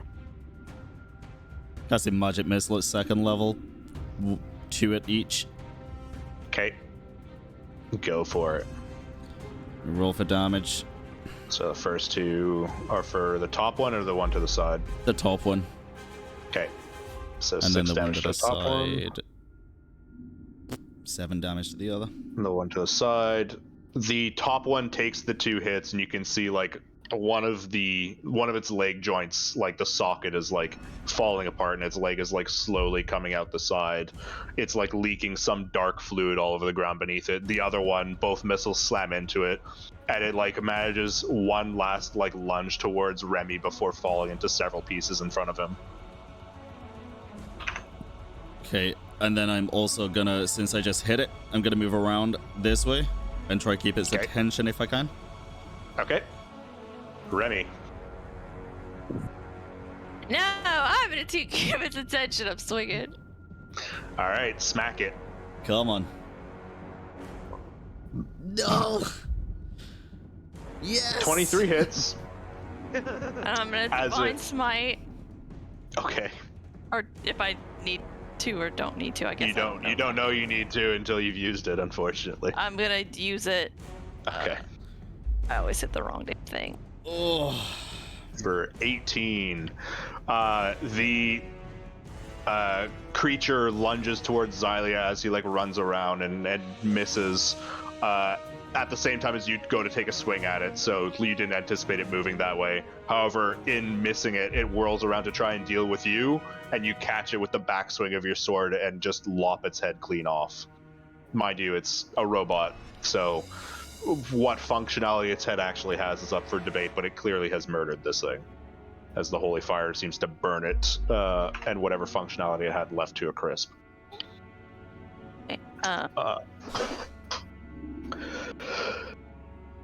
And I'm going to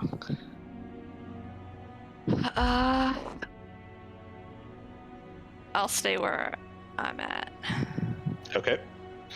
The last one of these will attempt to bite and tail strike Keothi for 2 and 2 damage. Oh well. And it'll end its turn there, meaning it needs to make a dex save, which it makes, taking 6 fire damage from the flaming ball of death. Did a triple fucking somersault. Keothi. Big axe, smash it. No, I'm gonna keep my maul, and just in case I don't kill it, right? I want to try and hit it where its little. Where the shoulder-mounted cannons are. Yeah, them ones. That's it. I'm gonna hit on one of them because if I can bend at least one of them out, it'll make a difference. So let's go. 25 will hit for 17 damage, which, regardless of your choice of impact crunches right through it and leaves this thing completely disabled on the ground. Booyah! And as you say that, and the machines lie at the ground, completely immobile, you just hear a soft, familiar sound in the distance. Fuck! I just want to go to bed, dude. But with that, combat is over, and there doesn't seem to be anything else currently threatening you. Can I check these fuckers' bodies to see if they've got any of those crystals in them or anything? Sure. Go ahead and make me an investigation check. Let's all do that with the ones that we're next to. Give me those Right. fucking crystals. I roll over onto my stomach and just start digging around the one. God damn. These are fucking relentless. Yep. 18, 12, and 15. You search them for a little bit, and you don't seem to find any Elysium crystals. We find nothing worth nothing. Pieces of Not shit. as far as you can tell. I take this one and throw it in the fire. All right. you could hear the sound of burning things inside that metal shell.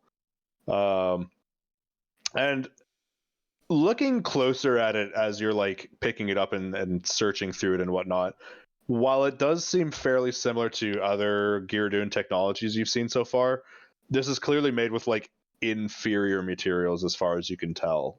While the metal itself is clearly not steel, it's like more like a crude iron that's been beaten to place. Mm-hmm. The circuitry itself is not it's not like actual like circuitry technology. It's like very crude copper wires shielded by like not even like actual rubber, the way that you'd expect rubber from actual electronic devices. It's all very poorly put together. Okay.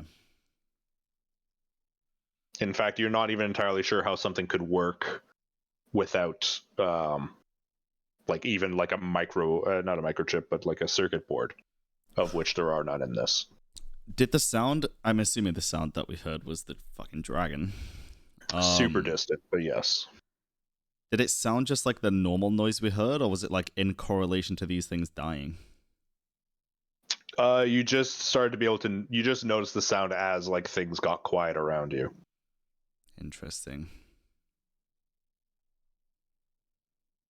I say muffled because my face is still in the dirt. Can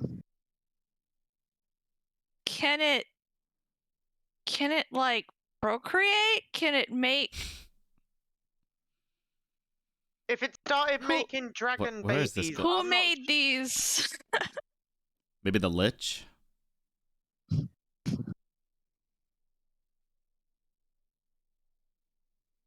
It's the only kind of lead I can think of. Unless it's someone we haven't heard of. The Lich said he was trying to get rid of him, but I mean, it's a Lich. You can't really trust a Well, the Lich said he was trying to get rid of the Dragon Soul weapons, not these shorty things. little babe. My ears are ringing. Sorry, Does anybody started off need very healing? loud. I think you need healing, Remy. No, just me. Okay. I could I do with will. a little bit if you got any left over, but I'm kind of Yep. hoping we can just get a good night's sleep now. Yeah, me Nori too. will give you a quick little slap on the cheek with a cure wounds attached.